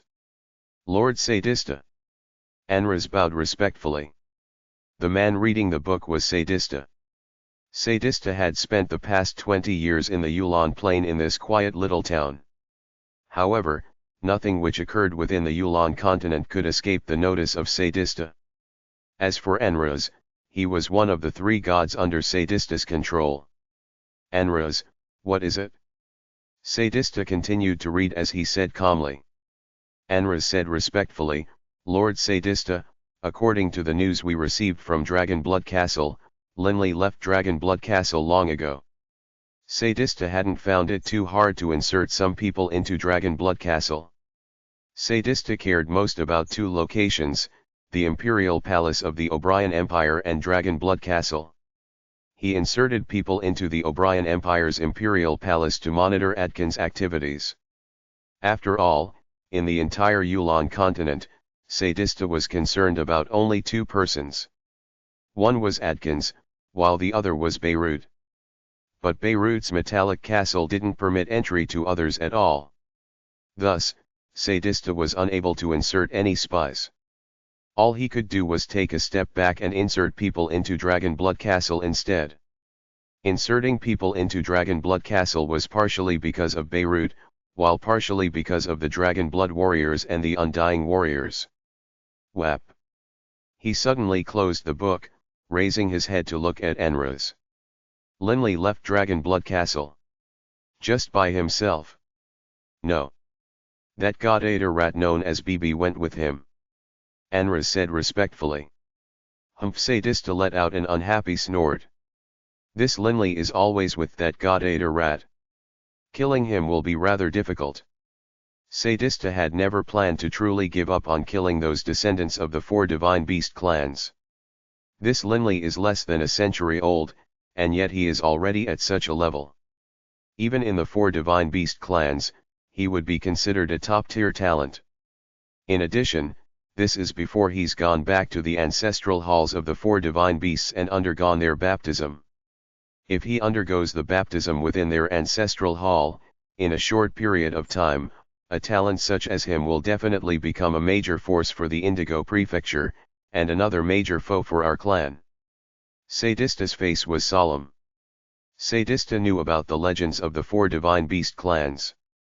Linley is already so powerful despite not having returned to the ancestral hall of the 4 divine beasts. When he does return, it will indeed be troublesome. Anraz nodded as well. If the Indigo Prefecture learns that the 4 divine beast clans have a talent such as him in the Yulon Plain, they will definitely spare no expense to bring Linley back to them. Sadista said coldly. Those other people in the Dragon Blood Castle, that Wharton and Barker and whatever, they are secondary. Even if they return to the 4 Divine Beast clans, they will just increase the total population slightly. They won't result in anything amazing. But that Linley. Anra secretly nodded. Generally speaking, only after undergoing the ancestral baptism rites would the scions of the 4 Divine Beast clans make rapid improvements. For Linley to be so powerful before undergoing the ancestral baptism rites meant that once he did undergo those rites, his future ability would definitely be enough to cause Sadista worry. After all, he had become a deity within 100 years on his own. This already spoke to Linley's potential. However, our number one priority this time is still the necropolis of the gods. Sadista said with a frown. If they wanted to enter the necropolis of the gods, then they couldn't offend Beirut. If they killed Linley when he was with Bibi, Bibi would definitely memorize the aura of those who had killed Linley. When the time came, he would definitely be able to find out that it was Sadista's group. No matter what, we can't kill that god-eater rat known as Bibi. Sadista knew very well that this was the only one of Beirut's progeny who had become a god-eater rat. Beirut had even sent his 2 sons to Dragon Blood Castle to protect Bibi. From this, one could tell how much Beirut valued Bibi. If they killed Bibi, then Beirut's rage was something which he, Sadista, couldn't withstand. In addition, Beirut's backer is no ordinary person. If we truly were to wreck our relations with Beirut, then most likely even our entire clan would suffer a huge calamity. Sadista was dimly aware of how terrifyingly powerful Beirut's background was. To kill Linley, we have to find the moment when Linley and that god-eater rat, Bibi, are separated and not together. At that time, we would change our appearances, then seize the opportunity to kill Linley. Sadista's eyes revealed a cold light. Humph. Even if that Linley and Bibi are spiritually connected, at most he'll be able to send a mental message of the appearance of his attackers. There's no way to send a person's aura. Sadista wasn't worried at all of being discovered by Beirut given that situation. Because even as someone as mighty as a sovereign couldn't find out what had happened in the past or what would happen in the future. As long as Beirut was unable to find the murderer, what would he, Sadista, have to be afraid of? I want to see where that Linley is. Sadista spread out his divine sense, instantly covering the entire Yulon continent. But of course, he intentionally used his divine sense to avoid the Forest of Darkness and the O'Brien Empire's imperial capital. The Great Plains of the Far East. Sadista let out a cold laugh, and then turned towards Anraz. Anraz. Anraz immediately bowed. Anraz, immediately go to the Great Plains of the Far East. Sadista instructed. Yes, Lord Sadista. Anraz replied. Sadista nodded calmly. When going to the Great Plains of the Far East, don't intentionally go searching for Linley. I will occasionally search for Linley's position. Once I notice that him and Bibi are separated, I will immediately tell you through my divine sense and instruct you to kill Linley. Remember. Change your appearance first. Yes. Anraz immediately changed his appearance slightly. Someone as powerful as a deity could use divine power to repair their body. Naturally, they could also use it to change their appearance. This Linley actually went running out of Dragon Blood Castle for no reason. He's asking to be killed. I was worried about him spending this entire time in Dragon Blood Castle and not having a chance to deal with him. Sadista sneered coldly to himself. Linley and Bibi had already been in the Great Plains of the Far East for 3 full months. During these 3 months, Linley and Bibi had only relied on their legs to travel, all the way from the Barak Empire through the border with the Great Plains of the Far East. They had traveled south the entire time, passing through mountains, rivers, and plains. 3 months later, Linley had already encountered many locals. Linley completely acted as though he was an ordinary person and lived an ordinary life. In the southern parts of the Great Plains of the Far East, they were quite close to the burning desert. There were some mountains nearby as well. Linley and Bibi were currently within the middle of one of those desolate mountain ranges. So this is the legendary mountain range of death which those locals spoke about. Linley stared at his surroundings and let out a breath.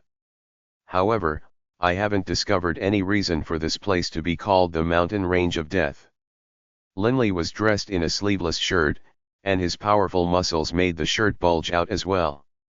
After 3 months of travel and tourism, Linley had once again found that sense of excitement he had in the past. He liked this sort of interesting, unique experience. Bibi was wearing his straw hat, chewing on a piece of a straw. Staring at his surroundings, he said, "Boss, this ordinary people call it the mountain range of death, but to us, of course it has no danger whatsoever. It isn't any danger to us, but at least, it should have something special." Linley began walking forward again. "Come, let's go further into the mountain and take a closer look." Leaping a few dozen meters with one stride, Bibi immediately caught up to Linley. The two walked forward, side by side. The mountain range of death, according to local legend, was an exceedingly dangerous place. This mountain range of death, especially in the southern region of the Great Plains of the Far East, the Kasale Kashair region, was very famous. Many people didn't dare to enter this mountain range at all. "Child! Child!" A faint, desolate cry could be heard deep within the mountains. "Oh!" Linley and Bibi exchanged a glance. Not hesitating at all, they immediately moved forward quickly, like two gusts of smoke towards the distant source of sound. They easily passed through any gorges or boulders which would have blocked their way. Soon, Linley and Bibi arrived in front of the person who had emitted those cries. "Someone dares to enter the mountain range of death." Linley and Bibi were both very surprised. The person who cried out was a plainsman. Right now, the man was currently crying out desolately. His clothes were torn apart, and he appeared in terrible straits. Linley and Bibi, hearing his desolate cries, could both sense the pain and franticness of this man. "Hey, what's wrong?" Bibi hopped right in front of that plainsman. The plainsman, upon seeing Bibi suddenly appear, was greatly startled. But then, he said frantically, "Child, what are you doing in the mountain range of death? Quick, leave. This place is very dangerous." The plainsman, seeing Bibi, clearly took him to be a youngster. Boom! With a flick of Bibi's slender arm, a nearby, enormous tree with a girth which would require 2 men to encircle it with their arms, instantly shattered. With another pat on the shattered tree trunk, Bibi transformed it into a straight line, sending it flying hundreds of meters away into another, unknown part of the mountain. "And you are worried about me?" The plainsman was scared silly. That enormous tree was incredibly heavy. Even the experts he knew, or even his clan's leader, couldn't possibly send such a heavy, enormous tree flying until it disappeared into the distance with a palm slap. "Might I ask, what happened? Why are you in the mountain range of death? Aren't you afraid?" Linley walked over as well. The plainsman looked at Linley, then looked at the youngster in front of him wearing a straw hat. He somewhat understood that he had met with true experts. The man, with a thud, sank to his knees. "Milords, I'm begging you, please save my child." "Speak, what happened?" Linley asked. "My son disappeared in the mountain here," the plainsman said hurriedly. "If you knew it was dangerous, why did you bring your son in?" Bibi said unhappily. The plainsman hurriedly explained, "Milords, you don't understand. Although others believe the mountain range of death to be deadly, in truth, it isn't that scary. There's only a single area within the mountain range of death which is dangerous. The other areas are very safe. Those of us who live here all know about it, and so when we go into the mountains to cut trees for wood, we will all go into the mountains. As long as we don't go near that dangerous area, it's fine. In the past, when I went woodcutting, I would have my son by my side. But this time, when I turned to look, my son had disappeared. I don't know where he ran off to. I beg of you, milords, help me find my son. The plainsman sobbed. Linley nodded. Is your son a 7 or 8-year-old child dressed in red cotton clothes? Bibi asked. You, how do you know? The plainsman stared, shocked. Linley and Bibi glanced at each other, laughing. Their divine sense had spread across the entire mountain in an instant. Naturally, they were able to find that child.